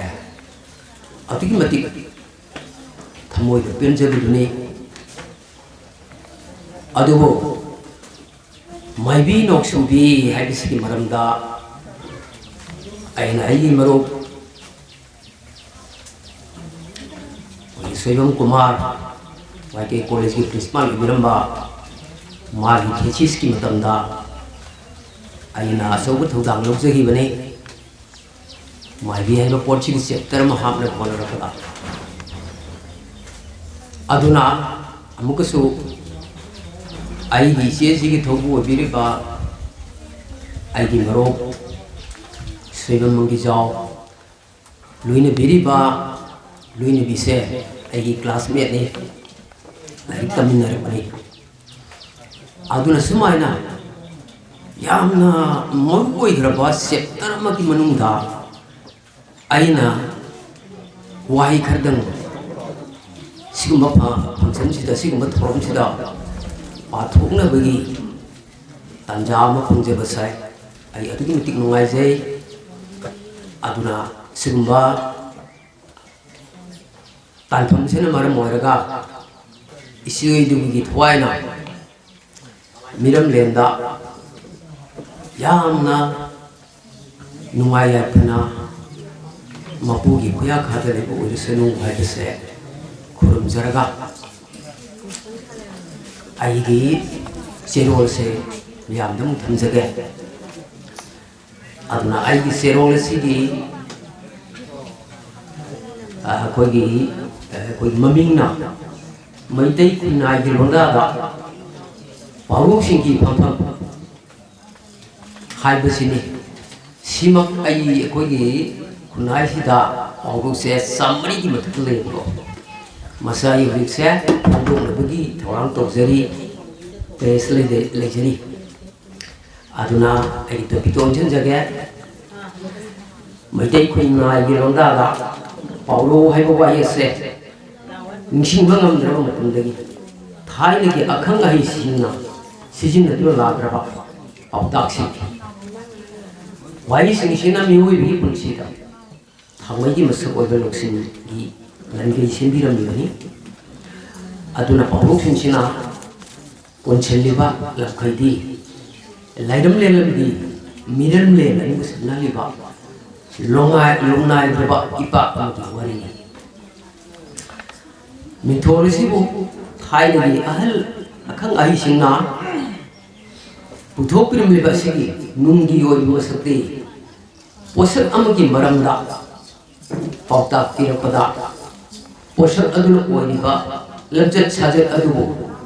हेप्ता हपाना HYBE तौदना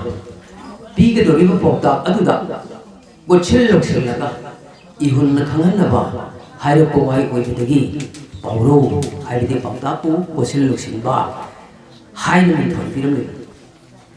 खुदम हमतम पलबदा सादा सिने से खोंजा येंद सिने मिलाउबा पाउरो सिन अलोबिबा नातेदी मिवै बिगी सादा मतौ इमाल हिमालंदना अतोप मिगी मफममदा अकाय तोय थोकनबा सरो तौबा हाइबा मिसक अदुगी लमसक अदुबो हाइरि असुमना ममन्यामना पाउरो कयाबम सेमतुना थाइलगी अखंग अहिसिंगा खुनाय सिदा मसिन चामरी रोम थंदे असुमना पाउरो हाइबो YC खुनाय सिदे सिनल किबा से mu दु खुनायना वखन सिजिन नबा हाइत्रिंगैदगी लैरमलेन की ओयो थाकता लाइसिन पुथोपिरम लगनी हाइबसे अरिबा कुयासिना खुदोमि थेली मरुना लेशेलोन पुयासिंगा यामना निथीना उबन खुदम हमतंग लखलाबदा थोइदी मोमकेरे कबो ओ मकाला असिसिना हाइबो पाउरो असिना ता एबा नुंगी ओइदि सकते लाई मतमदा लाई पाखंसिन अमदि लाई नुरासिना माले मसिसिन लपदा यावरिबा नौना मथोकार रिबा लाई सिना मखोइ मपुगी फजबा सओंग सिंग अदु थागन नदुना हाइबो पाउसि मसिबु लाई सिंगना पाउना बा हाइबो पाउ वारि सिंगसिना हाइबदि लाई पाखंग सिंग अदुगी मसकदो थोइदिंग पाम्बिना मरि पालम दाइदा थोन नौना गे लाउन फजबदो माले हाइना लाई साबिसिंग हाइबदि अदुगा लाई पाखंग सिंगना कबो ओ मकाला हाइना पाखंग पिरकनि हाइबदि लाइनुरा सिंग अदुसु कबोन ngoro ngona makalam na phajibogum phajere hari asiguna paulo haibo wahi ase lairam len gi sin narpana miram len gi landang thortuna hojik phawg masamare phan nahi aduna paulo haiba wangang ase mioi bunai na lai laishungi mangan phangdri gi season रबा मपा नाय रबा मियो बिगी माइगिलन के money highway हिंजलो अदुबो तांग सिदा मुन्न young संगे दबा मना khunai asina season ga limpa loan gi masak sini marati lairam ne dige hona laksingi ma maira oirak laba wai sin isiena miram len gi thak yok labada thai gi akhang hai singa isiel kanba ipa sembi rak kibado ingkum sing lising am sa trat sung tarit ki mamang phawadi maite lon ki masak se aho bali ta sin ki adugo khunai gi masak hai de sidi hongga nai ba asina mausa oina loan gi isien de su ahong bala ba na mathak ta palliba kumsing asigi matungda uthola pa pawru gi wai sinda ahong masak amana bharat ki sayyata sangshilaptuna maite lon gi mar makoi gi phida kansilaki kodam hana khadan palabada morok me per jat taba bhav na doran sarga dosarani khaiba laina paka bhalomisi kumbhakarna gumba dhara mani tataba nobo ala kaidaba amasu kali de kode kan asina singbo wai singna maite lungi pawuda lesal haptuna matamgi apa wai sing sina duna wai gi sang yang tokuna pawrugi nasom sembiraki Lonian ke loina na sangat pawksi mathak ta paleba bharot ke lon singa yak sinna tuna sem la pawksi na khangan ni ba luksin mangar pi bawai sin do nai ni ingsi moro me pede jat ta ba hari bo angang sina khangali ba nunggi oi mo sakti kana bo mi sak amana pangthong le pathabak do are pathabak ki mong oi da ba thong adu da khudo mi thinduna khangan mane khode moi na hare bada lekai amada leiba masak phajaba le sabi amu kana bo man hai chat chaba la bada mango da su kana roi de bada sirun do dun thugai na bo na ba misak ga di thong adu bo hai hai bhav na dolan sar ga dasar ni khai ba auro se khangan li badi aina pangthok pa sunga mak meroi da ba thabak ma namna lai na toge hai na nungai ba makhan ta taw ko changsin lu da thabak aduri mana to bu ngam gi wa ngode le ba oi ba da ningba kare pa di mo du hai aduna pauro si gi mangana tumgi miron da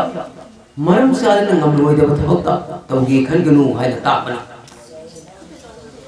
laina paka misi balo pauro sin khangali bi mausa gi oiba oifam thokpa thong adudi oidana ona deina bomo ngamada thabuk adu lesin khibagi thibam adu hai hai bidi kana go mi amana masada ana bam leiduna akan batham tisu bo ngamdaba aduga sak sing mari dri sopon natabna sa batham kai ba aduga matam pui ne hindu leiba adugi mo matau tu pau tokre kumbhakarna oiba paurosin khangaliba nunggi oiba masakti kana go misak amana thabak ti isu heksu dana ya matam na tumna ta legan ba misak tu da hai ba pauroni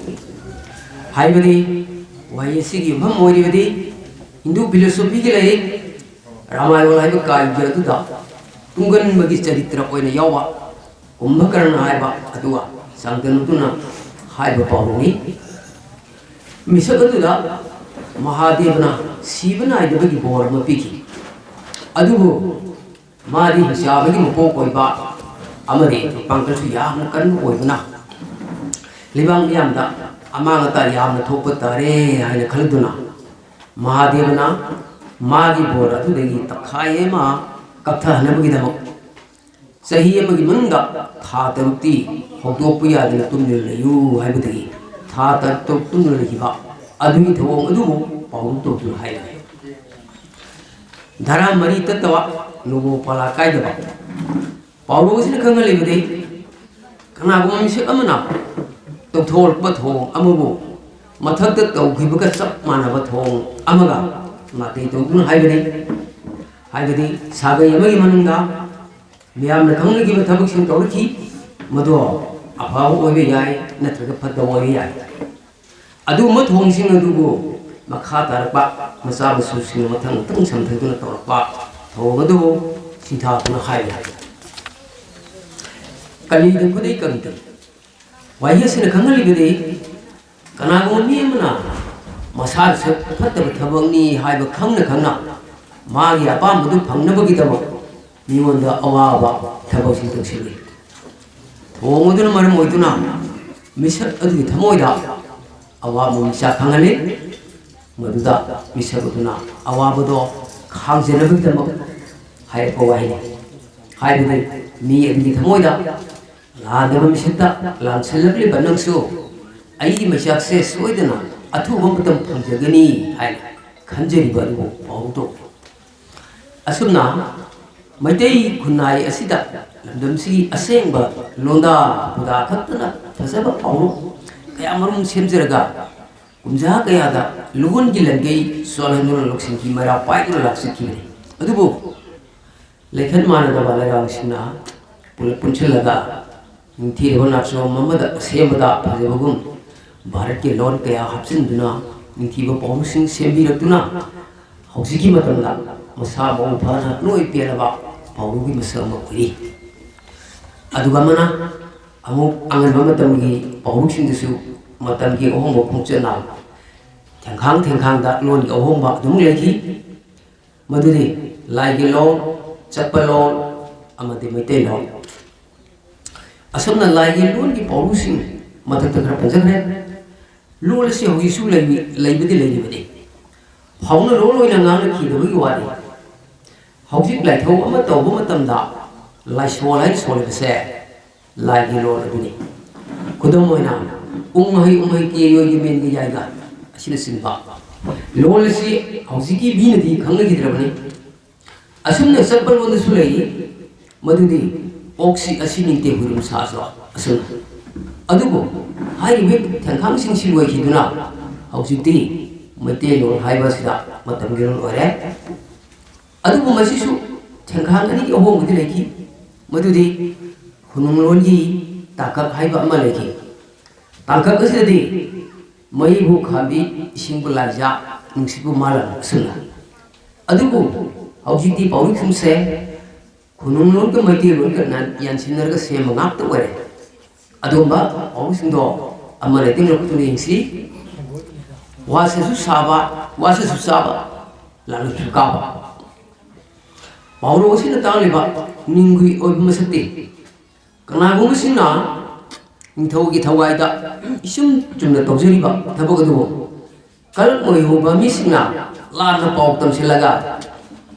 mathak thongbada leiriba phamnai bisina aran thabuk tawi haina khanduna asumma thabuk tawi mi adubu maram sadana awaba tan ki ba thong adubu pawru to ngamri pawru asida yauriba lalu haiba wahi asidi thai ngada leba asida inthau palingida konungda phamnai ba oina thabuk tawi bisina lalu ka bahaina tham gi bungarmi tarani thabuk sukarmi madula phamnai da magi mathau tongna mabu nusidaba singa thabak kade haina aranba paw nithauda tamsinbadagi mi adu pharaga wasana kanduna chara kiba adu paw tobani asigma thong asi hogisu imung manungda natana leiba ki thakta phaw thopno lei larena wasak ngapada laput kadu siba pawru si nunggi oibam sate unsida asumba khak tawjage haina khanduna aran thabak amata tawjedaba misak amada oidaba maralama thangjinduna awa bhamma tahanaba thorang langlabda magi landebana maram oyaga isilliba maral adugi mayok taliduna aki beleitana yathopa bhaw adu haigani pawrosida yauriba laful haiba wayese hauji matum longa da ngan sing pakpot sing thang kaktuna sem sara sabada posak adu thangaliba sadal haiba posak adu bani kumsing YSC kunuloni laput ka ba haiba thong se lipa ista into palinga marana sibi sera panglaba misakado sangling masingbo mangap kaptuna halan nabagi da bak mako do lapul adu mathak ta thangutun thamaga kakani thong sigumna asumutoriwa misak adugi ungni phine adugo hari bali tingiyenda tainaba ngamdraga nasigongda tainaba paurosina tangli kana tedi kanagum singna nungsina dabdagi wathola thok tholak tuna hut thaleralabada mai therebana kaladuna wathok aduga kana maipuna daba asonu mai ke amromda ona terena lamal kunna ba hol bigi thok adubo haibe paurosina sinari ba waisin tingel musna sikho hai basi hausigi mirol asina ngang kitro waisini haibidi tingel hayona turian sieliba siel adumo tingana bagidama sielba asaugo palladumani aduga nasikho haibana tingalaba turiel adugi ising adugo pikna sielna bagidama to bala tu iram macha ma semaga sielli badugo haibana mauji masi hausigi londa dadi itha hainare aduna turian isina tingel adugo nam khai bangam draduna nasibong selpa laira adugo thuai badugo pauruk doduna mi adugi wakhala du hai bani iri ge enchang ga sawona ba pauruk sin khangali bidi kanagum singna ngam thongpa wangang amadi to thongpa thabakta nakhai singhandana cheyen han badu hai bani हाइबेदी कनागुमना वारी सानबदा हाना सारी बुवारी ओदुदी लुसिनद्रिदा अतोप वारी अम हेक लामसेला साजलपा नत्रगा थबक अम सुब लोइद्रिदा मरम सादर अम मुछिलपा असिगुब थोंगु हाइबेदी madam गसे सिजनरिबो वाहि eri हाइबसे हौजिंग मतमदा सफुल हाइना खंगरिबा pot सिगुनि मसि खुनुमनि इंसान अदुसु सानिबा adugu sampul adusu saningi bani haiduna ani adu pulak hayalga tosiluragadi sampul ki mahawsu phangba yadaba insang ki mahawsu mangkiduna saba yadaba pot oihanba adugu bani haina khangan bani inam kayo imung lekai paurusin khangali badi kanagumba imung manung amage miwoisina yamna nungsi chana leiminram badigi machine mo kwasina imban kaiban gi matam yortuna panarabada imung manungda ahong phibum kaya oirtuna khaibung nabagi thongma lagabada mabung kwasin bo pendra ba mase masan singa thamoi gi pendra ba mato odugo paulu toduna mari lene ba mi gumani haide aduna agoi ber panjene badi ai khoi gi maitai kunna esida ningsing bangum draba matam degi alamal akhang hi singna loksing gilen gi ora thambiram liba pauro wai balonda se sahi kunja kaya da masing thingam drba miron kaya maruna sinthang yenar lun gi ohum masak kaya ga loina na hingli liba sigo yamna se na thamjin gi da pauro samri hira le sing se lai koina thambiram lebdi tumgi mirona wakhan gi thangmai ma ila ya phangwani ayini tang sidai washing machine. Thank you. Ya, ini tanggung pemba. Hama maktada akhoi mayai tanggung yang sing jabu monitor amati akhoi wanga masu aina hama di ko monjari mananjan bilbo jasing aibu anjan tapung amaba jasing singomangda aina akhoi wasa नरम मजा sorry बहुत सिरगा नांजे बतोइसी आई लैसिबु खातो ठोकद्रा आई मसामक सुमांदा लेंखेन जुना लेबिरि आरु मान के गुंबखा खुंगा नोय ता खतम लेबदगी आई खुदता हुजकता हाय पदगी आई पेपर्सी खतम पाबद खतम असोइबा kai मखरा लेबसु अखै दिंबिरिबसिना पुंगसिना अखै नापिगनि aduga akhoi oja sigi akhoi ngsi maitai mikap thok na si hai pa akhoi gi lai amso khoi mayam da aina sik se pa boloi bada mayam da khoi khudol lama amum tongdina bagi khudong sa bu akhoi gi oza sigi lai ba akhoi gi lapi bu sigi sigi pun maksing si de khoi gi amum ta su yo na bagi lai atu akhoi oza sna purak na ma da thambiri ai gi people si oza gi khudong sa si lok jara ga akhoi gi aina pa bolo sindra pada lai asi mayam da thopina na chinja ai ozaki mat silaga ai pazake puno manga pi gane so sarai bong mana so singamaga humpu ga mapan so singa sato mogda ga tay tay gina singamaga satret mog suna mapal edi de gina lising ani dagina sei tra sei tara ga ni thoi kang pa ung tho oiki mang mai te ge aseng be ina ning tho oiba aroi ban thong ma ki matung da pan thaba ning tho amata mai te gi i nate hai na lo ta matam adu da mungsu sing sang da ta ba sothe prup asi mapang kan kan khat ba matam ni ma khoi na ning tho da pi ge do ba report pi ba yepi ning tho na report khom ba chat pa da nimit humni lan chokna ki ning tho na lan ngam du na chothe khula pa bo a pa sara pi ge to ba matam adu da masak mato phajak khabi ningon ama chen thorok tu na ma gi pan tho bu kanbina ba ning tho da hajaki chanu aduna maram waraga ning tho na khula pa adu da ngapi ki khula pa aduna harau man khadana masam pi adu ning tho da khudon pot oina tamki tungi mirona masan pi adugi maming sapam chalu thin chaibi haina khangare miam amati machok tarena chothe ningon adu lanphani marani oibi yaroi haina kanna thingami athingba aduna maram oidana ningthauna nupi adu konungda thamba ngabdabadagi nongpo hingkhonda thamle nongpo hingkhon hariba mafam ase hojiki matamda sobam lekai mamangda leiba wangkhai khunou haiba lam adun nungthin chaibi maharani oibige khudong saba adu mangkhibada mathwai yamna nuai khide matam aduda khubang mari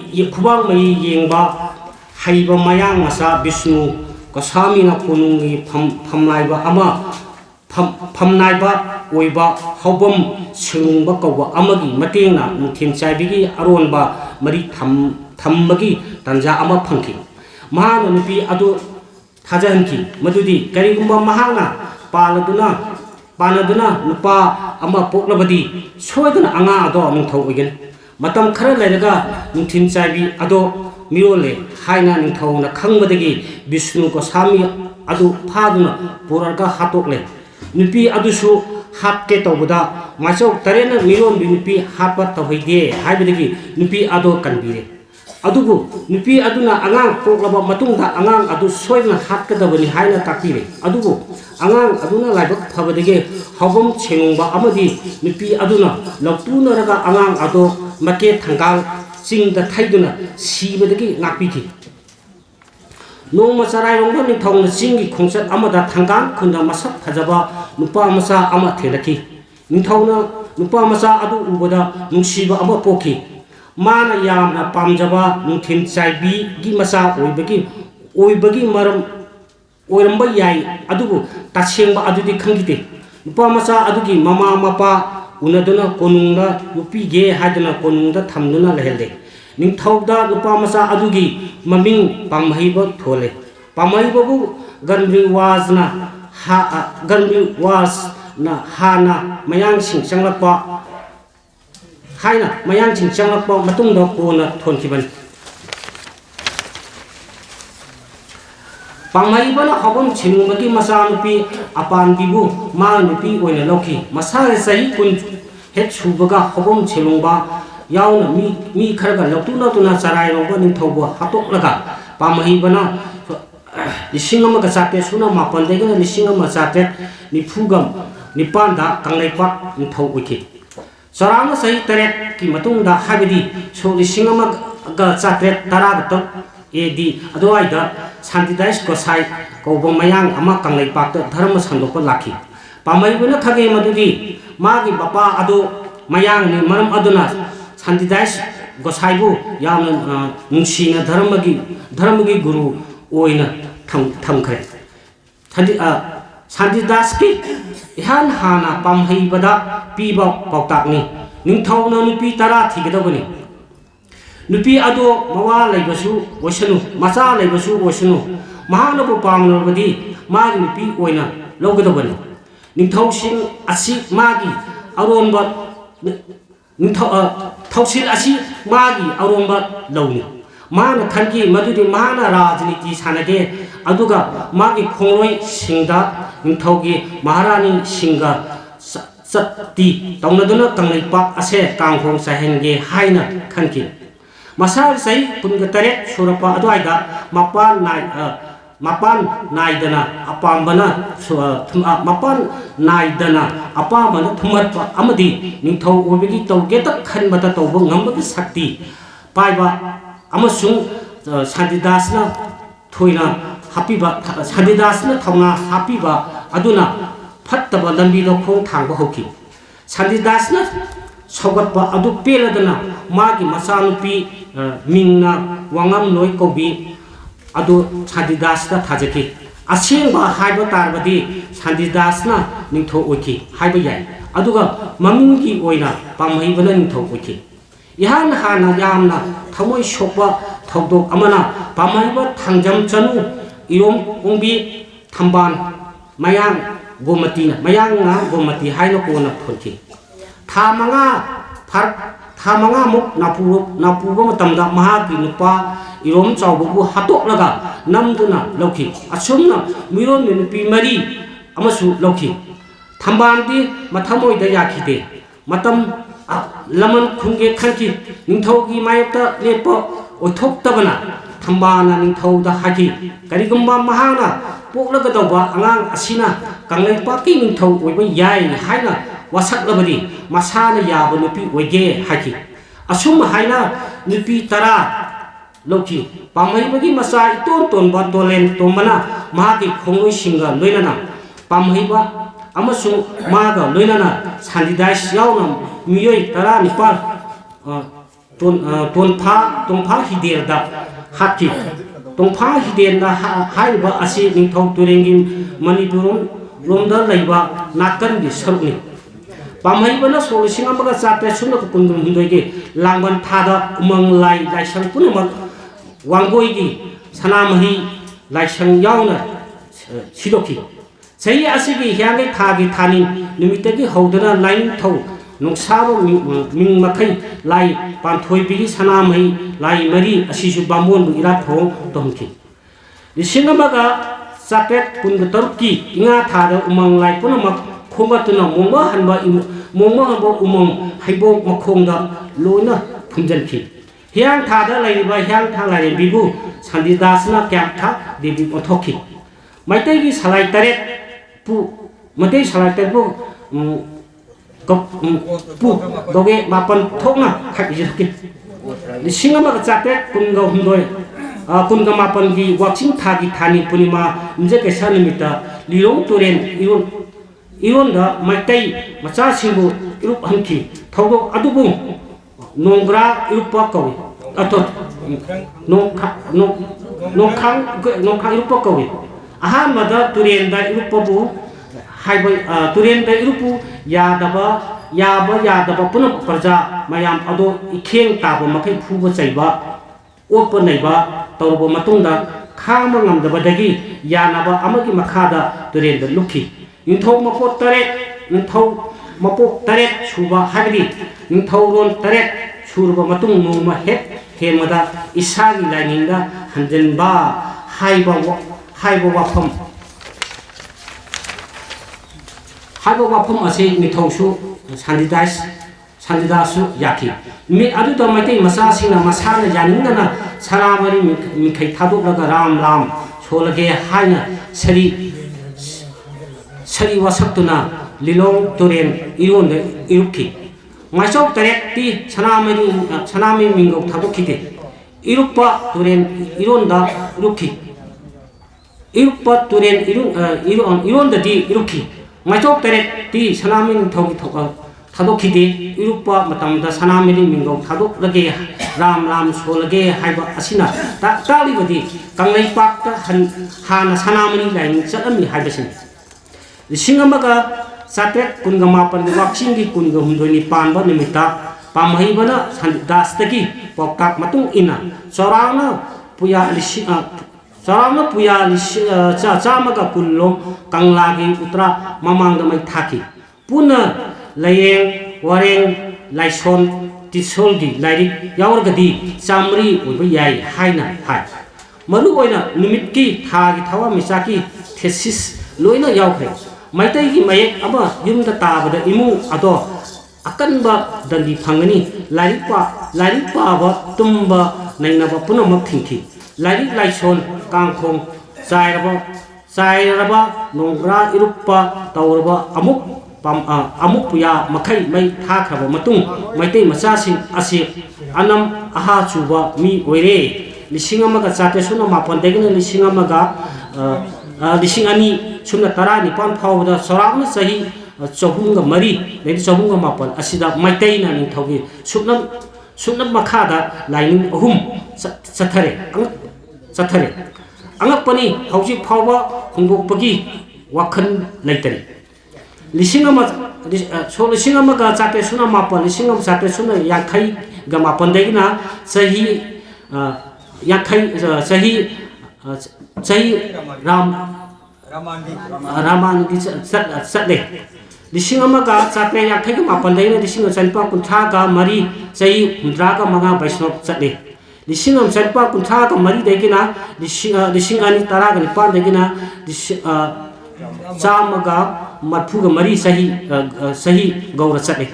Aha Madapam Ibadagi, Hore, Matang Bekas and the Degi Matam, Aroiba, Sadrakiti, Dagi Hojit, Power Satnari. Maitai anam aha chuba asidagi de koklage hairabadi mai hauron dagi chatharpa ipa ipuna sago narpa lining laison hanjil labada oithokpa yagari so lisingam sama pasuna kunthada laigi thaujan dagi laigi masak oiraba naurya phulo maitai asina hingalakpa lambi hingat naba lambi semba hoki Nauria Pulo, the Singamaga, Sanpa Matfuga Nipalgi, Agasiki Tang, the Nipan, Lava Popa, Nimita, Hagalaki. Sorry. Halaka di district Kagla subdivision gi Jari Bon like some Kun Mayang Lakaita Poki. The Singama Samapo Tra Marigi, Tra Marita Meti Pastoki. Assam Railways. Police yes I when a tabak tony. The Singam Samapan Nipuma Togi, Jun Puntada Siki. The Singam Samapo Puntagan in Tokabo Nimita, Kasada Magi, Kunda, Apopa, Morup, Katuna, Maitegi lining, like Swangi, Matanga, Huyang Changba Hoki. Ashen Badi Mahana, Gaura Dharama, Hariba Hindu lining, Asida, Ayapa Amata Piki Badi late. Mana yet pa Amadi lining. Yekpa amadi lining laison tawbada aikhogi irona chonbiyu sapiyu haiba asi khatan sai tarama thogi khongjang asi teman khibana mana sanami lining gi matanga thabok pakhapa ngamdabo oibe yai magi khongcha ki pau tabadagi khongjang ki pau tabade manpur dagi takhelabam bokun pukhrambam sursa pukhrambam ibom masa ahumna Nauria Pulo got Sahi Amaga, Ta, Mapan Chupna, Loina Duna, Kasada, Layaba Matung, Impan, the Tortuna, the Sing of Samapan, Fu Mangagi, Megin, Tokabanamita, or Kai Tabanko, that Maitei, Purok, the Katuna, Sana Marigi line, I say, Hingatnaba, Awanga, Awawa Kaya, Mayok, Naduna, Kana, Honoraki. Makoi Om Asi Maitegi line, Makoi no Honoram Badagi, Nasidi, Sanami line. Sanami lining maming mamai pangdana masamare phana hudorok le sandorok le puno mapu wani asi paje bada katang soyarang da tawjo puno mana ngapi gani thank you ꯍꯧꯖꯤꯛꯀꯤ ꯏꯍꯥꯟ ꯍꯥꯟꯕꯗ ꯑꯣꯖꯥ ꯀꯣꯟꯗꯣꯡꯕꯅ ꯄꯥꯕꯤꯈꯤꯕ ꯑꯥꯔꯇꯤꯀꯜꯁꯤꯡꯒꯤ ꯃꯅꯨꯡꯗ ꯑꯩ ꯋꯥꯍꯪ ꯑꯃ ꯑꯅꯤꯈꯛꯇꯅꯤ ꯑꯩꯅ ꯍꯪꯖꯅꯤꯡꯕ ꯑꯣꯖꯥꯒꯤ ꯏꯕꯤꯔꯤꯕꯁꯤꯗ ꯁꯣꯝꯗ ꯄꯥꯎꯔꯧꯒꯨꯝꯕ ꯀꯔꯤꯒꯨꯝꯕꯁꯤꯗ ꯏꯍꯥꯟ ꯍꯥꯟꯕꯗ ꯂꯥꯏꯅꯥ ꯄꯥꯀ ꯚꯥꯂꯣꯃꯤꯆꯤ ꯍꯥꯏꯕ ꯋꯥꯍꯩ ꯑꯃ ꯁꯣꯝꯗ ꯄꯤ ꯑꯗꯨꯒ ꯑꯃꯨꯛꯀ ꯑꯣꯖꯥꯅ ꯂꯥꯏꯅꯥ ꯄꯥꯀ ꯚꯥꯂꯣꯃꯤꯆꯤ ꯍꯥꯏꯕꯁꯤꯒꯤ ꯃꯍꯨꯠꯇ ꯑꯍꯨꯝꯁꯨꯕꯗ ꯂꯥꯏꯅꯥ ꯄꯥꯀ ꯃꯤꯆꯤ ꯚꯥꯂꯣ ꯍꯥꯏꯕ ꯑꯃ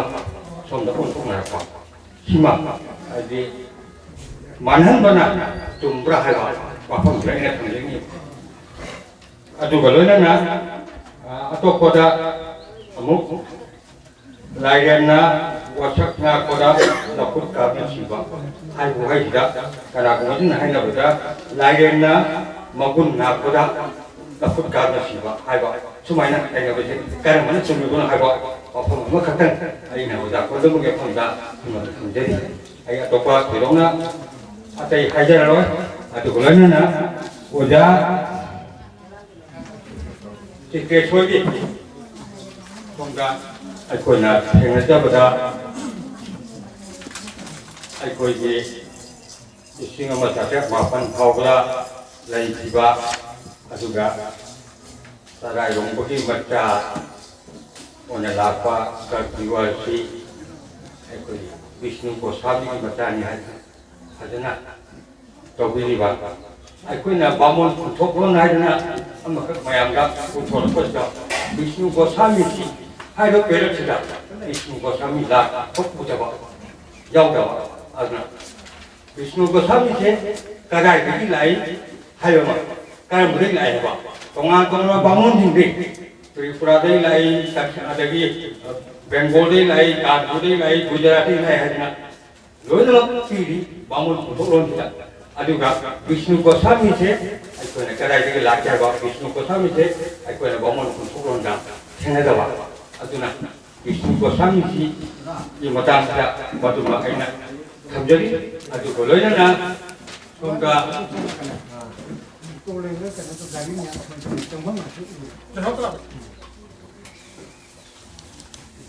ꯍꯥꯎꯕꯝ ꯀꯩꯅꯣꯒꯤ ꯍꯥꯎꯕꯝ ꯁꯦꯂꯣꯡꯕꯒꯤ ꯃꯃꯧꯅꯨꯄꯤ ꯑꯣꯏꯕ ꯍꯥꯎꯕꯝ ꯁꯦꯂꯣꯡꯕꯒꯤ ꯃꯆꯥꯅꯨꯄꯤꯁꯦ ꯀꯩꯅꯣꯅ ꯒꯔꯤꯋꯥꯜꯗ ꯊꯥꯖꯕ ꯒꯔꯤꯋꯥꯜꯗ ꯊꯥꯖꯕꯁꯤꯒ ꯑꯗꯒꯤ ꯆꯔꯥꯏꯔꯣꯡꯕꯗ ꯆꯔꯥꯏꯔꯣꯡꯕ ꯅꯤꯡꯊꯧ ꯑꯣꯏꯕꯒ ꯆꯔꯥꯏꯔꯣꯡꯕ ꯅꯤꯡꯊꯧ ꯑꯣꯏꯗ꯭ꯔꯤꯉꯩꯗ ꯒꯔꯤꯋꯥꯜꯁꯤ ꯄꯣꯛꯈ꯭ꯔꯦ ꯆꯥꯎꯔꯦ ꯃꯥ ꯅꯤꯡꯊꯧ ꯑꯣꯏꯔꯛꯀꯗꯧꯔꯦ ꯆꯍꯤ ꯈꯔ ꯈꯛꯇꯅꯤ ꯈꯦꯠꯅꯔꯤꯕ ꯃꯁꯤꯗꯩꯗ ꯑꯩꯈꯣꯏ ꯒꯔꯤꯋꯥꯜꯁꯦ ꯕꯤꯁꯅꯨ ꯒꯣꯁꯥꯃꯤꯒꯤ ꯃꯆꯥꯅꯤ ꯍꯥꯏꯔꯛꯄ ꯁꯤꯃ ꯑꯩꯈꯣꯏꯅ ꯃꯗꯨ ꯃꯇꯝꯒ ꯌꯦꯡꯁꯤꯟꯖꯅꯤꯡꯉꯤ ꯑꯗꯨꯒ ꯂꯣꯏꯅꯅ ꯁꯥꯟꯇꯤꯗꯥꯁ ꯒꯣꯁꯥꯏꯅ ꯒꯔꯤꯋꯥꯜꯒꯤ ꯃꯆꯥꯅꯨꯄꯤ ꯑꯃ ꯂꯧꯔꯒ ꯁꯣꯝꯗ ꯁꯥꯟꯇꯤꯗꯥꯁ ꯒꯣꯁꯥꯏꯁꯤ ꯁꯤꯈ꯭ꯔꯕ ꯃꯇꯨꯡꯗ ꯃꯥꯒꯤ ꯅꯨꯄꯤꯁꯤꯅ ꯃꯥꯒꯤ ꯑꯁꯤꯕꯒꯤ ꯑꯁꯇꯤꯁꯤ ꯃꯇꯝꯗꯨꯗ ꯑꯁꯨꯝꯅ ꯄꯨꯅꯕꯒꯤ ꯑꯃ ꯑꯗꯨꯅ ꯃꯍꯥꯛꯁꯦ ꯋꯥꯔꯤ ꯃꯇꯩ ꯄꯥꯟꯗ ꯅꯍꯥ ꯑꯣꯏꯔꯒꯁꯨ ꯃꯥꯒꯤ ꯅꯨꯄꯥꯁꯤꯒꯤ ꯑꯁꯣꯝꯗ ꯕ꯭ꯔꯤꯟꯗꯥꯕꯣꯟꯗ ꯆꯠꯄꯒꯤ ꯋꯥꯔꯤꯁꯤꯗ ꯑꯩꯈꯣꯏꯅ ꯊꯦꯡꯅꯩ ꯑꯗꯨꯒ ꯁꯣꯝꯒ ꯈꯤꯇꯪ ꯇꯥꯏꯌꯣꯟꯅꯕꯒꯨꯝꯕ ꯑꯗꯒꯤ ꯑꯇꯣꯞꯄ ꯑꯃꯅ ꯄꯥꯝꯍꯩꯕꯅ ꯂꯧꯔꯤꯕ ꯈꯥꯡꯖꯝ ꯆꯅꯨ ꯏꯔꯣꯝ ꯀꯣꯡꯕꯤ ꯊꯝꯕꯥꯜ ꯍꯥꯏꯕ ꯋꯥꯐꯝ ꯑꯃ ꯃꯁꯤꯅ ꯀꯩꯒꯨꯝꯕ ꯒꯣꯝꯇꯤ ꯑꯣꯏꯅ ꯂꯥꯛꯑꯦ ꯒꯣꯝꯇꯤꯁꯤꯗꯤ ꯑꯩꯈꯣꯏꯅ ꯔꯦꯀꯣꯔꯗꯁꯤꯗ ꯐꯪꯕꯗ ꯋꯥꯌꯦꯡꯕꯝ ꯆꯅꯨ ꯒꯣꯝꯇꯤꯅ ꯊꯦꯡꯅꯔꯦ ꯈꯥꯡꯖꯝ ꯆꯅꯨꯗꯤ ꯊꯦꯡꯅꯗꯕ ꯋꯥꯍꯦꯡꯕꯝ ꯆꯅꯨ ꯒꯣꯝꯇꯤ ꯍꯥꯏꯅ ꯃꯆꯥ ꯌꯥꯝꯅ ꯄꯣꯛꯈꯤꯕ ꯃꯁꯤ ꯊꯝꯕꯥꯜꯅ ꯑꯣꯜꯂꯛꯄꯅꯤ ꯍꯥꯏꯕꯁꯨ ꯌꯥꯔꯒꯦ ꯑꯗꯨꯁꯨ ꯃꯁꯤ ꯈꯥꯡꯖꯝꯅ ꯋꯥꯍꯦꯡꯕꯝꯅ ꯍꯥꯏꯕ ꯋꯥꯐꯝ ꯈꯨꯗꯪꯒ ꯑꯩꯅ ꯊꯝꯖꯔꯤ ꯃꯇꯥꯡ ꯑꯁꯤꯗ ꯑꯩ ꯇꯦꯟꯁꯤꯟꯖꯒꯦ ꯀꯩꯅꯣꯅꯤ ꯈꯣꯟꯖꯦꯜ ꯁꯥꯗꯣꯛ ꯐꯪꯕꯒꯤ ꯄꯦꯄꯔꯁꯦ ꯃꯁꯤꯗ ꯑꯩ ꯊꯣꯏꯗꯣꯛꯄ ꯈꯪꯅꯤꯡꯉꯥꯏ ꯂꯩꯇꯦ ꯑꯩꯅ ꯈꯪꯖꯅꯤꯡꯕꯗꯤ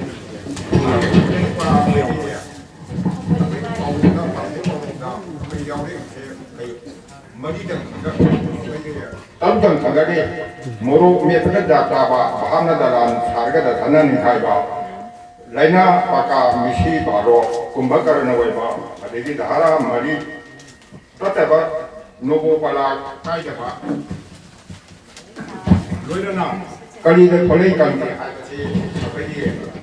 wajan khane jaw masida apagi paper ibiri bisang jam na phadelo puthore masi ai masi jam thagatani ne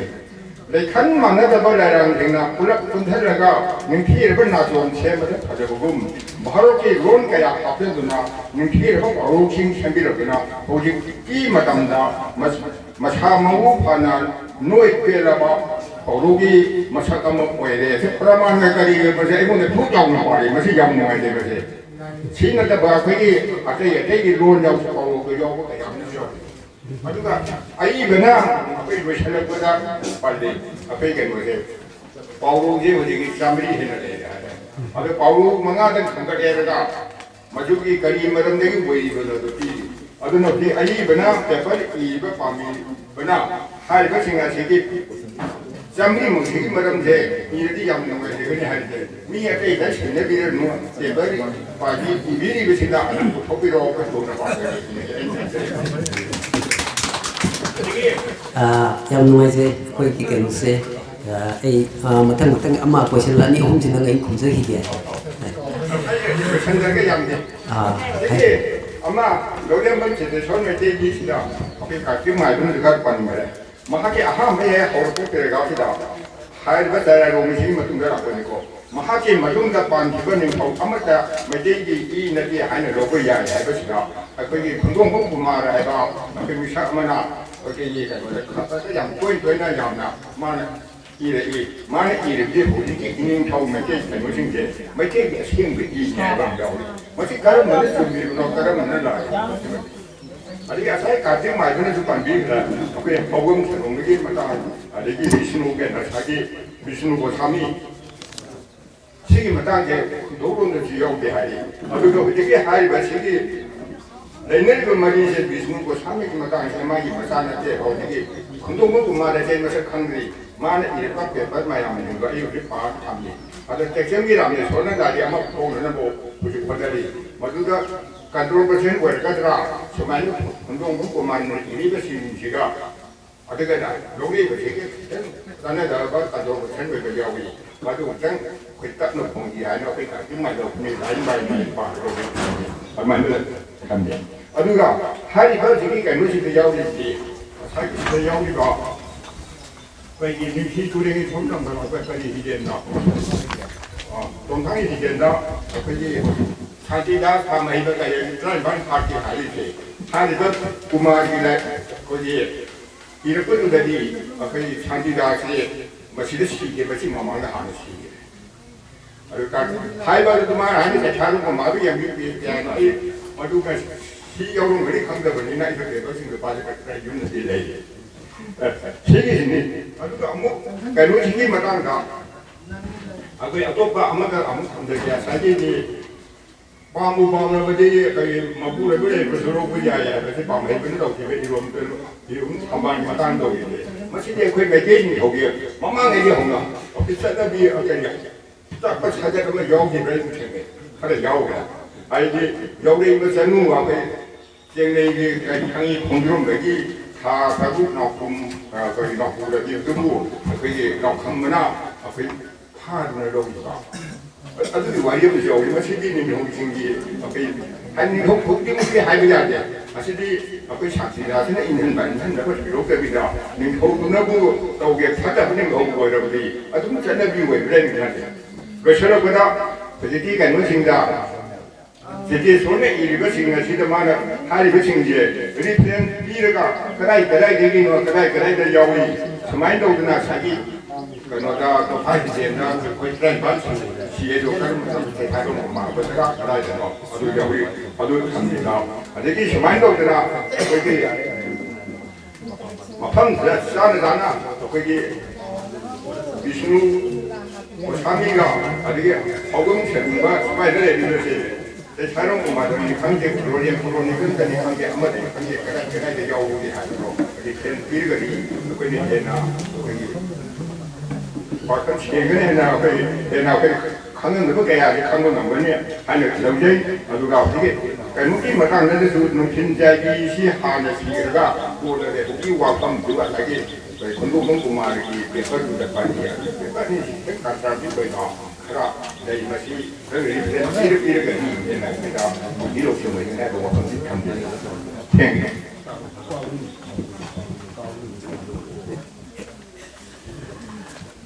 ꯉꯁꯥꯏꯒꯤ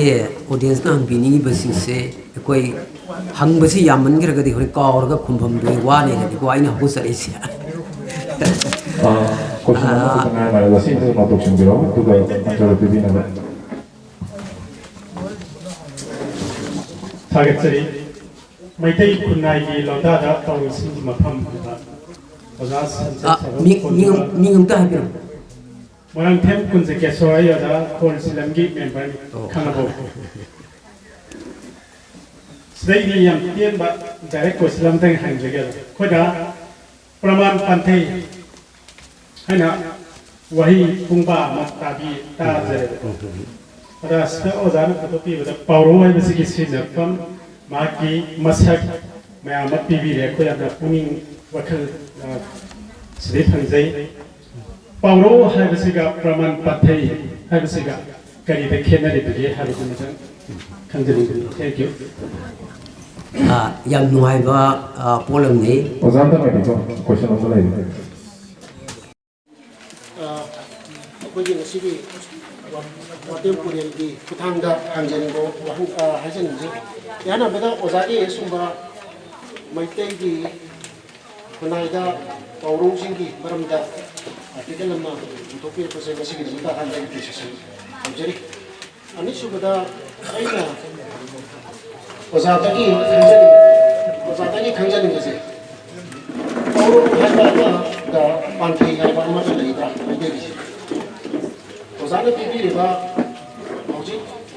पौरोनी हाइदना हाइबसिगे खुदम ओइना हाइबा पिबिरिबा चादसिना चखोम जाव येंगसिना हिलावबा हाइबसि पौरो ओइबरा पांथै ओइबरा हाइबसि अदगी मखादा इरेबा ओजागी अयाबा पौरो के खुदम ओइना पिबिरिबिसिदा पौरो दनतना पांथै सि यावबा मरम ओइदना मसि ओइरगना ओजागी सिदा ममी इंजिदा चेंज तौबिरगा मैतै खुनागी लोंदा दा पौरो अमसुं पांथै सि हाइबिगेरा हाइबा हौजिकिसिदा मसिगी सिमरि आइना खंजनिंगसे ओजाना पौरो की खुदम ने पीरिसे मसे आइना दि पांथै ने लौचबगी सेंस को लैबदैनि ओजाना दु मरन सेंस की कछु काइगे आइगिसे आइ खले दुस लालमसे आइ करिन मदु ओजाना सेंस पीरागा अदि मा अदि तो हम अपन माना ओजागी सुंती रखिना मापन सुदा वा छसु चाबा लालब सुताबा हाइबा म हाइबिबा अदा ओजाना सिरि इबिसिदा हामगी मनुदा नुबि तरानी थबक सुबा हाइना हाइबिबा मसे आइना थेनसबा रिपोर्ट का खैतन खेना मसेगी रेक्टिफिकेशन लो कतनी पांजबसे अदा हाइबासी मतमदुदा तोरमिसे सही मदे मनुदा था हुम लालब आदि जिकी लालब से कागदबनी अदा मसेगी लालब कागदबसे अपन मागी रेशियो द मोटो कांदा नुबि निफुनी की मनुदा नुबि तरानी कागदबनी रिपोर्ट सिंदा फांजो अदा ओजाई सिदना खामगी मनुदा नुबि तरानी बिताडी मखोन टीवी रिदुगा सिदैदा ओजान टीवी रिसिदा नुबि तरानी की डिफरेंस लेबा मसिगी रेक्टिफिकेशन नो तना तबि सिने इन फांजो अदुगा तोपा ओजा सिट्रेसोलिदा तमिदा लाचेगी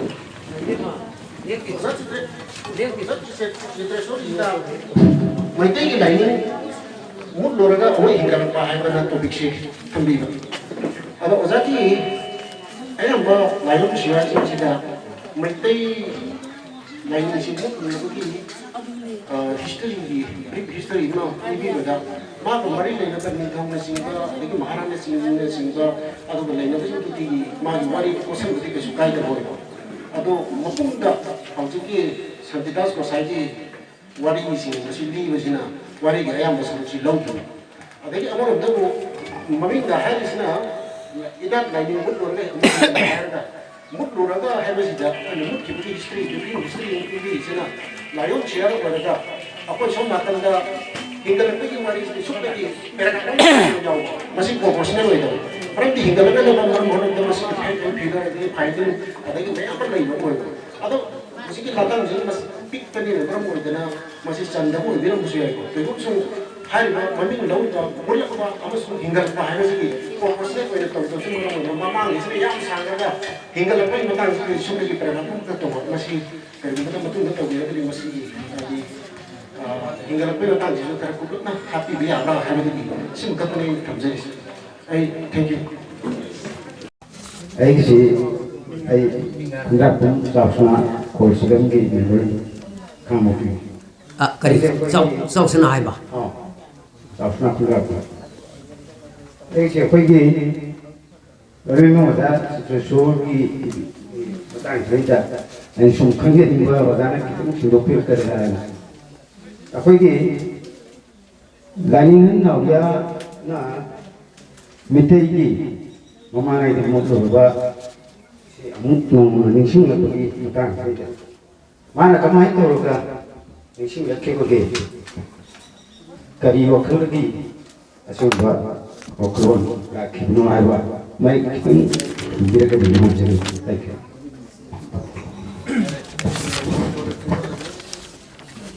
Aduh, mấy dòng từ bộ, anh gì vậy, quay lại Hàn Quốc bao giờ đấy có, giờ thì bây giờ đây mình nói cái gì vậy, bảo lô cái quan thấy cái, hai cái bộ phim sắc sỡ xây nó bảo quay nó đi cái quan thấy hay cái gì đi, pramal hay cái gì samas này. Samaswati aduga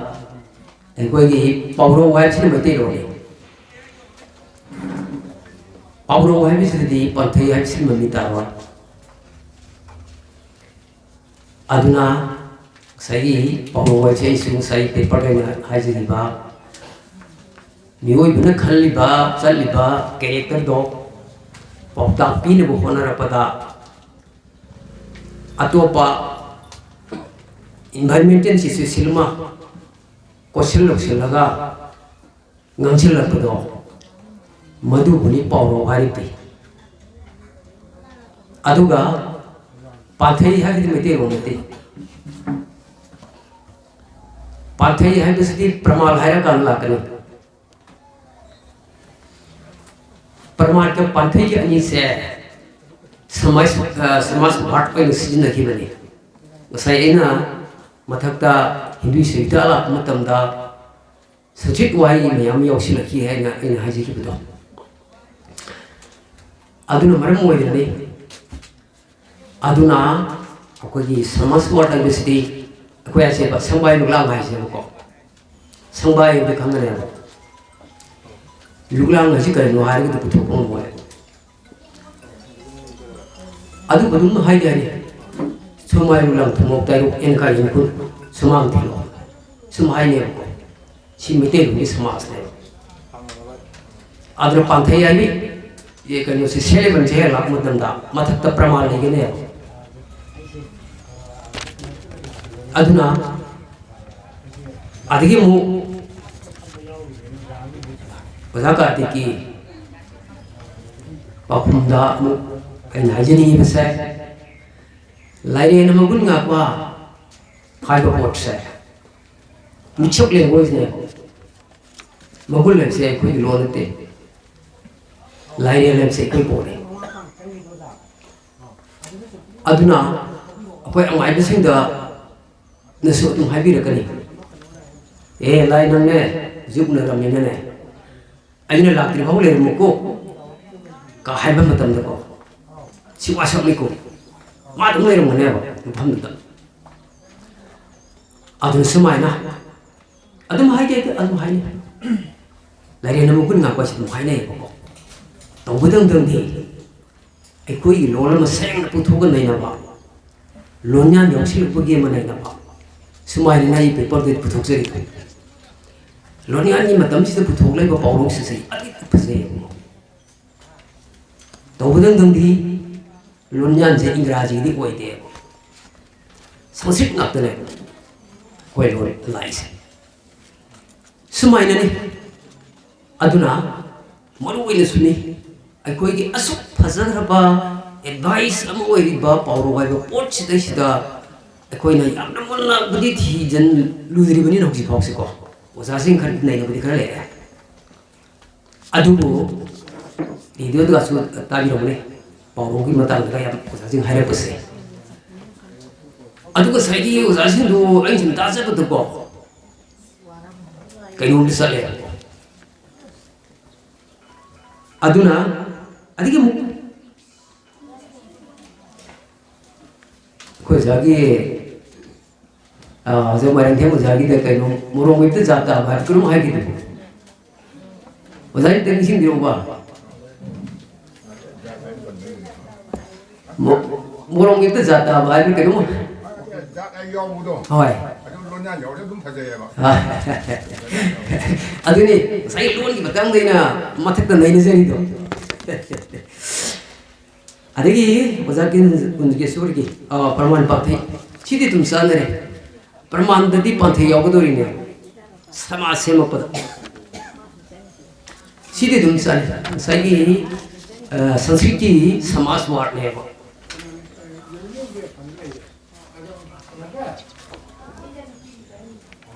ꯑꯗꯒꯤ ꯀꯔꯤ ꯍꯧꯖꯤꯛꯀꯤ ꯑꯣꯖꯥ ꯁꯧꯁꯅꯥꯒꯤ ꯋꯥꯍꯪꯗꯨꯕꯨ ꯀꯔꯤ ꯋꯥꯍꯩ ꯑꯝꯇ revise ꯇꯧꯕꯤꯌꯨ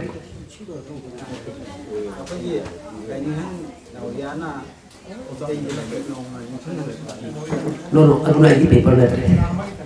ꯑꯣꯖꯥ ꯁꯤꯗ ꯁꯣꯔꯒꯤꯗꯅꯦꯕ ꯑꯗꯨꯗꯣ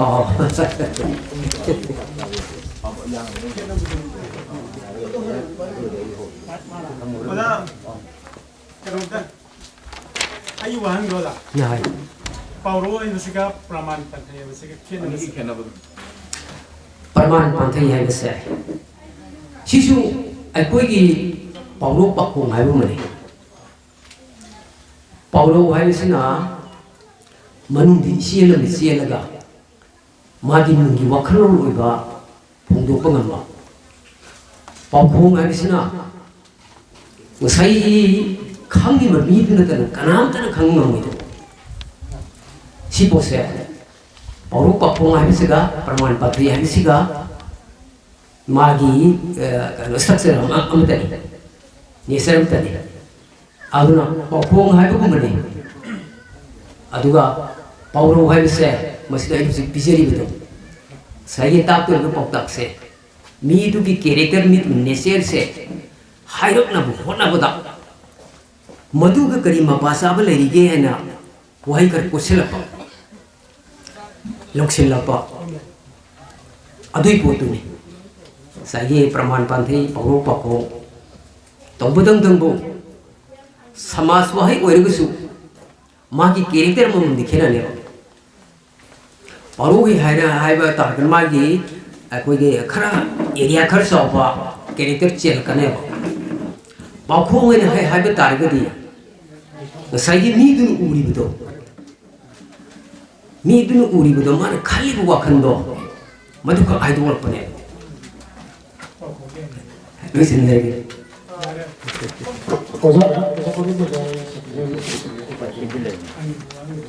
오자는 어제 거기 머릿시나 하이드 다리고 아니 이것이나 바우로 하이드시가 바로만 판테 하이드시가 거기 개내가 오자는 바 공격을 이기게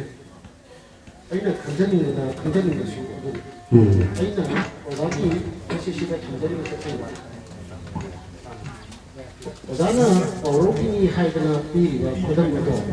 모두 반타이기 구담 오해 하죠. 반타이기 하이버시가 하이버시가 동안 뭐시기 설레 되다 보니 아두가 뭐시기 어로기 구담 되는 반타이기 설레. 그 반타이기 어로기 이렇게 버세 한 그러더니 앞으로 뭐들이 꼭 이렇게 하이저도 되는 이제 오자나 뭐서 뭐시 신동을 보다 그 감이던도 또 생기래. 반타이기 하이버 논지 마반기 논에는 뭐 하기를 위해서 좀 되게 प्रमाण है कि न मपान की लोन अन्य चीज तो वो कंपाउंड तो निश्चय में दर्शन है प्रमाण पांडे है जे कोई इधर पाते है वो तो कोई इधर प्रमाण का भी है तो ना हिंदी जी ना करते ना कोई बेंगोल की सीजन लगा ꯃꯗꯨ ꯑꯩꯈꯣꯏꯅ ꯑꯃꯥꯎꯟꯇꯤꯡ ꯇꯧꯔꯒ ꯁꯦꯝꯃꯤ ꯈꯨꯗꯝ ꯑꯣꯏꯅ ꯍꯥꯏꯔꯒ ꯑꯩꯈꯣꯏꯅ ꯇ꯭ꯔꯥꯏꯕ ꯂꯣꯟ ꯍꯥꯏꯔꯒ ꯋꯥꯀꯤꯡ ꯆꯠꯄ ꯍꯥꯏꯔꯤ ꯁꯨꯃꯥꯏꯅ ꯋꯥꯀꯤꯡꯒ ꯆꯠꯄꯒ ꯑꯅꯤ ꯄꯨꯟꯁꯤꯜꯂꯒ ꯀꯝꯄꯥꯎꯟꯗꯤꯡ ꯅꯪꯅꯅ ꯁꯦꯝꯕ ꯑꯗꯨꯃꯥꯏꯅ ꯁꯦꯝꯕꯅꯤ ꯑꯗꯣ ꯍꯧꯖꯤꯛꯀꯤꯁꯤꯗ ꯑꯣꯖꯥꯅ ꯑꯩꯈꯣꯏꯅ ꯄꯥꯝꯖꯔꯤꯕ ꯍꯧꯖꯤꯛꯀꯤ ꯄꯥꯝꯊꯩ ꯍꯥꯏꯕꯁꯤꯒ ꯄꯥꯎꯔꯧ ꯍꯥꯏꯕꯁꯤꯒ ꯈꯦꯠꯅꯕ ꯂꯩꯕ ꯍꯪꯉꯤꯕꯒꯤ ꯑꯔꯊꯗꯤ ꯑꯣꯖꯥꯒꯤꯁꯤꯗ ꯑꯣꯖꯥꯅ ꯑꯩꯈꯣꯏ ꯄꯥꯎꯔꯧ ꯄꯥꯝꯊꯩꯗꯣ ꯄꯥꯎꯔꯧꯅꯦꯅ ꯂꯧꯁꯤꯟꯕꯤꯕ ꯂꯩꯔꯦ ꯃꯗꯨ ꯀ꯭ꯂꯤꯌꯥꯔꯤꯐꯥꯏ ꯇꯧꯕꯤꯌꯨ ꯍꯥꯏꯖꯕꯅꯤ ꯑꯗꯣ ꯑꯇꯣꯞꯄ ꯄꯣꯠ ꯑꯃꯗ ꯆꯠꯈꯤꯗꯧꯕ ꯑꯗꯨꯅ ꯍꯥꯏꯔꯤꯕ ꯄꯣꯠꯁꯦ ꯃꯊꯪ ꯏꯕ ꯀꯥꯟꯗꯗꯤ ꯑꯩꯈꯣꯏꯅ ꯄꯥꯎꯔꯧꯁꯤꯅ ꯀꯔꯤꯅꯣ ꯄꯥꯝꯊꯩꯁꯤꯅ ꯀꯔꯤꯅꯣ ꯃꯥꯒꯤ ꯈꯨꯗꯝ ꯄꯤꯕꯤꯌꯨ ꯊꯣꯛꯄꯗꯨ ꯄꯤꯕꯤꯌꯨ ꯍꯥꯏꯖꯕꯅꯤ ꯑꯗꯨꯅꯦ ꯑꯩ ꯍꯧꯖꯤꯛ ꯈꯨꯝꯖꯔꯤꯗꯣ ꯉꯁꯥꯏꯒꯤ ꯄꯥꯎꯔꯧ ꯍꯥꯏꯕꯁꯤꯅ ꯑꯁꯥꯝꯒꯤ ꯑꯦꯔꯤꯌꯥ ꯑꯃꯅꯤ ꯄ꯭ꯔꯃꯥꯟ ꯍꯥꯏꯕꯁꯤꯗꯤ ꯆꯥꯡꯗꯝꯅꯕꯅꯤ ꯄ꯭ꯔꯃꯥꯟ ꯍꯥꯏꯕ ꯋꯥꯍꯩꯁꯤꯗꯤ ꯃꯣꯏꯒꯤ ꯑꯂꯪꯀꯥꯔ ꯁꯥꯁꯇ꯭ꯔꯁꯤ ꯌꯦꯡꯕꯤꯌꯨ ꯑꯂꯪꯀꯥꯔ ꯁꯥꯁꯇ꯭ꯔꯗ ꯑꯂꯪꯀꯥꯔ ꯃꯈꯜꯁꯤꯡ ꯍꯥꯏꯔꯛꯄ ꯃꯇꯝꯗ ꯑꯩꯈꯣꯏꯒꯤ ꯔꯨꯄꯛ ꯑꯂꯪꯀꯥꯔ ꯍꯥꯏꯕ ꯃꯇꯝꯁꯦ ꯃꯁꯤ ꯄ꯭ꯔꯃꯥꯟ ꯂꯥꯛꯀꯅꯦꯕ ꯑꯗꯨꯅ ꯊꯥꯖꯃꯥꯟꯕꯤ ꯀ ꯍꯥꯏꯔꯒꯗꯤ ꯁꯤ ꯄ꯭ꯔꯃꯥꯟꯅꯦꯕ ꯊꯥꯖꯃꯥꯏꯊꯣꯡ ꯀ ꯍꯥꯏ ꯄ꯭ꯔꯃꯥꯟꯅꯦꯕꯀꯣ उपमा अलंकार रूपक अलंकार सिसु अलंकार मकन मयाम खाइदोइको अदुना ngसाइगी पांथै हाइबो वाइसिने प्रमाण लोइने गदौने टाइम कंस्ट्रेंट की मतुंगिना अखोय पेपर रीडर सिंगना पुथोक पिरपदा सी सिंगसु याम पिकना पुथोक पिरे अदुगा लोइनेना अखोय हाइरि पोट सिंगे यारिगे ऑल कंटेंट ओइनबा याबगी खुदोंग चाबदुमदि याम वाटख्रे अदो जे अखोय आई सामक्तजु आई नो जे फौजरी से कनादा जोंजेब नते अखोयना सागतनिङाय ओइबा पाउरौगा पाखोंगा अनि जे चेना दुरबि पांथै सिदि तसेंगमक्ति ओजाना खरदि पनबिग्रे पांथै एजिगा प्रमाण एजिगा अमतनि संस्कृत प्रमाण हैनि मैतेरोनि पांथै ओइदोरिन पांजिल थैदरगा पांजिनबगी पोतुन थैदरगा पांजिनबजिनि पांथै एदि प्रमाण है प्रूफ तबुनि इंग्लिश तो प्रूफ है से कनाम लेसाबी अखोना फजेन है कांदा थंबाल मानबी नत्रगा थाज मानबी थादुमक मानै हैना अखोना लौजरगा हाइबने मसिउ प्रमाण तबु कवे पांथै तबु कवे पौरो अमसुंग पाखोंगी लुरिबा मना हुजे अखोइदा पाउ वाइबा मैतेगी लुरबो वाहे म यावरि मसी को डिफाइन तो बम जुम खीब मथौले मरमदि पावरी बवाइजी हाइरगा माबु स्टेम होइलगा मंगोंदा एफिक्स मयाम हापचिलगा पोट मयाम थुई पावइजे तसेंगना थीरगादि लौसिंग मोइगदोरिबो एखोय खर कुपना नैनरगादि लौसिंग लोगम मोइबो पोट पावरो लौसिंगी चेनबो पोट पाखों मखों मोइबो पाखों पाउजेन पाउताक पाउरौ पाउथां पाउजी याम पीरी हरिबो आर पाउजीदा याम लई लोइनाना हजिगी प्रमाण पांथै नसाय अखोइगी लोन वर्ड की मतांगदा लोन और बोरोड वर्ड की मतांगदा लोन अमसुंग बोरोड वर्ड हैन मैते अखोइना याम कन्ना साउनदना ओइ साइटदा करिदा अखोइना साउनरजी हान अखोइगी लेजरमिबा लोन लोइन लेना प्रिजुडिस लेना मदर से नब थोंदना याम समना हरगना ए अखोइदी लोन से फजदबनी सिना खर फजै हायना कंपैरेटिव स्टडी अमा तौरगा तौसिनरुबगी खटनबदगी ngasi tarbo folda अखोइ लोन थै अमसुंग लोनयान हायना लाया लोन थै ग लोनयान गदी मरि लेनदे अखोइ लोन नैनब कांदा लोन थै एजिदी स्टैंडर्ड लैंग्वेज ओइद्रिबा लोन जी लोन थे न खंगनै अरो स्टैंडर्ड रोलाइबा स्टैंडर्ड आइजी कैनोनी अखोइ मयामना फजना सिनरबा मागी मी खुदिमंगना सिनबा यारबा आदि कांग खुदिमंगना सिन यारबा लोन जी लोन कवे अदु नतबा कांग मचागी लेजबा मोय खंगजबी लोन मसिदा लेरी जासिना लोन थे न खंगनै डायलेक्ट से डायलेक्ट लैंग्वेज के जिदा लाकांदा डायलेक्ट सी लोन गी हरुफमनी मशीन स्टैंडर्डाइज तौरकान स्टैंडर्ड वर्कान स्टैंडर्ड डायलेक्ट से कनो कोए याकोई लैंग्वेज अदुगा अमु अमरोमदा अमु असाइगे अखोइदा असाइ अंबिगी बेदा ꯑꯩꯈꯣꯏ ꯄꯤꯗꯤꯖꯤꯟ ꯍꯥꯏꯕ ꯇꯥꯝ ꯑꯃ ꯑꯩꯈꯣꯏꯅ ꯁꯤꯖꯤꯟꯅꯗꯕ ꯁꯦ ꯈꯨꯗꯝꯕꯨ ꯀꯥꯂꯒꯤ ꯁꯃꯣꯏ ꯃꯇꯝꯗ ꯀꯥꯂꯁꯨ ꯃꯇꯝꯅꯤ ꯁꯃꯩꯁꯨ ꯃꯇꯝꯅꯤ ꯃꯇꯝꯁꯨ ꯃꯇꯝꯅꯤ ꯃꯣꯏ ꯑꯍꯨꯝꯁꯦ ꯃꯁꯤ ꯀꯥꯡꯂꯨꯞ ꯑꯍꯨꯝꯅ मागी अंडरस्टैंडिंग पोरप यानबैदमता मागी मागी लोन दुदा खंगनबा पोटी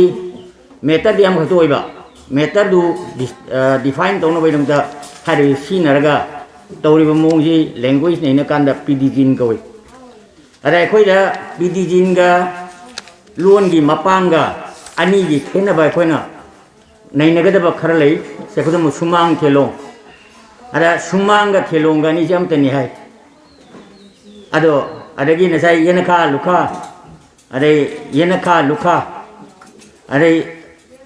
सल्लोक हाय अरे सल्लोक चंगनबा संबल खाओय सल सन्नुमदि खांगे लोक तुमदे कोई खांगदे सिगी लाकांदा कंपाउंडिंग तौरकांदा सल्लमसु ओक बायबने अखोई मैतै कल्चर की ओजरमिबा सल्लोरंबा ओक लैबा अतोतोबा जीव लैबा मदन हिंगोल संबंध याम डिस्टर्ब तौबा मदुगी पनफम होइबा संपन लैजे फेंसिंग दो सल्लोक चंगनबा अदा लोक आइ सनगा ओक गाइदा सन्दुगी लोमधरपदा ओक सि ताइसिन कांदा लोक आइने हे ताइसिले मदुमा समाज तौबगी माय कंपाउंडिंग तौबगी नियम द लैजगरे सुमाइन तौदना अखोई मैतै दे लै अदा मैतै लोनगी दा नसाइगी अखोई हुजिक तौरिसे अरीबा लोन हाइना अखोना खंगनबा लीदबसु ओइबसु यारिबा सेकुदम बोय कोई अमा खदंग थमजगे अखोई कक्चिंग लोन जे कनाउमा Kakching gi mi yawi raju waro bino Kakching लोन जे अखोई संगद्रि से अखोई वांगदंग लैबा लमदिंग लैबा थौबा लैबा इम्फाल लैबा मीना कक्चिंग gi लोन जे अखोई नैनद्रि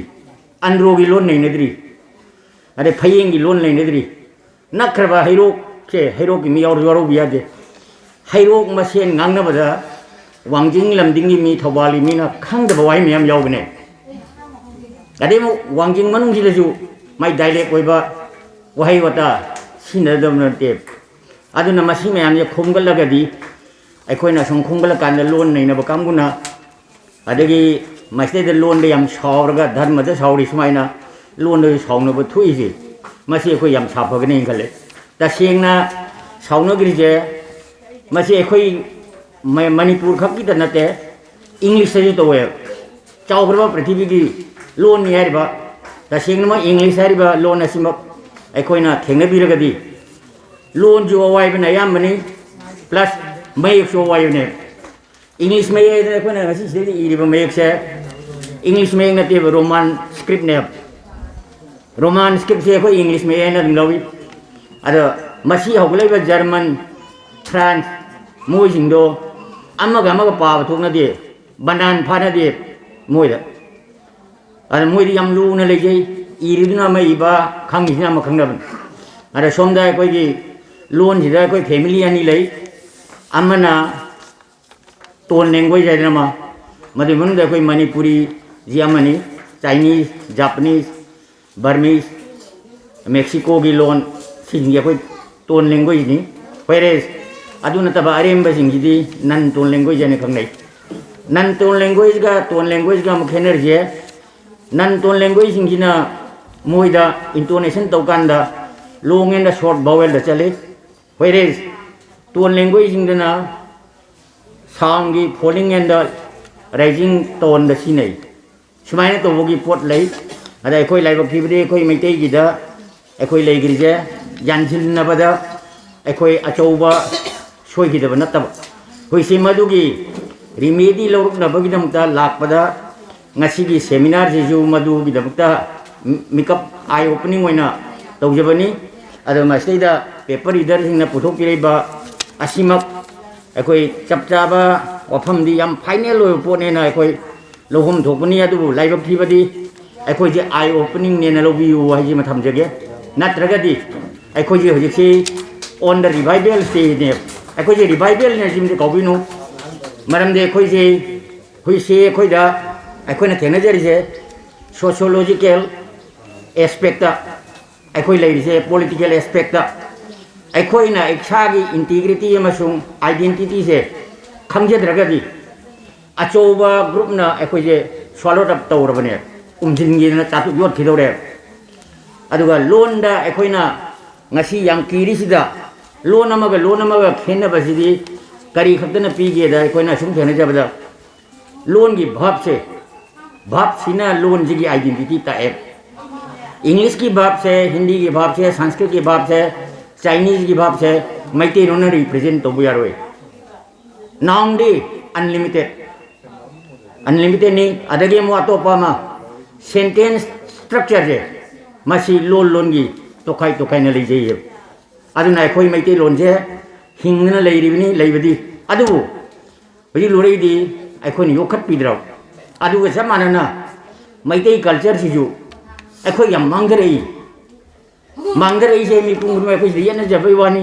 फाउदी फाउ ngaptani फाउ रिपोर्ट सिदा ngasi lakpirba seminaris kambuna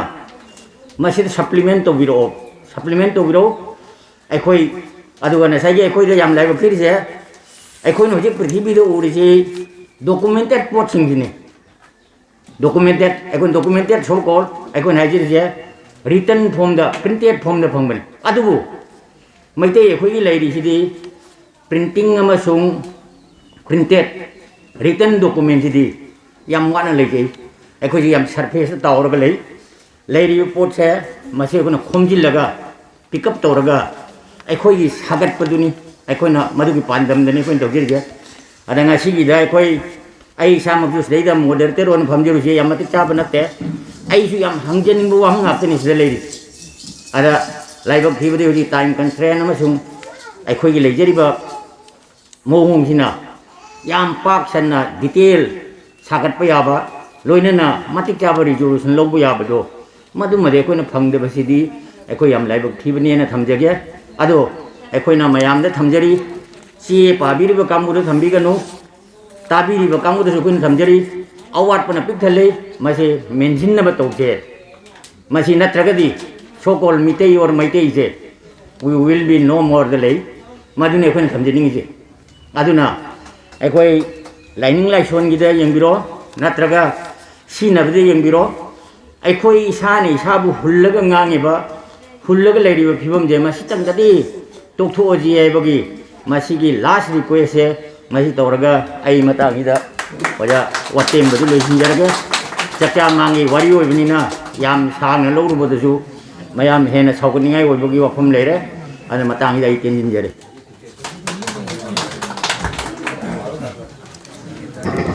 तागर फोंदोक्सेरी ओजा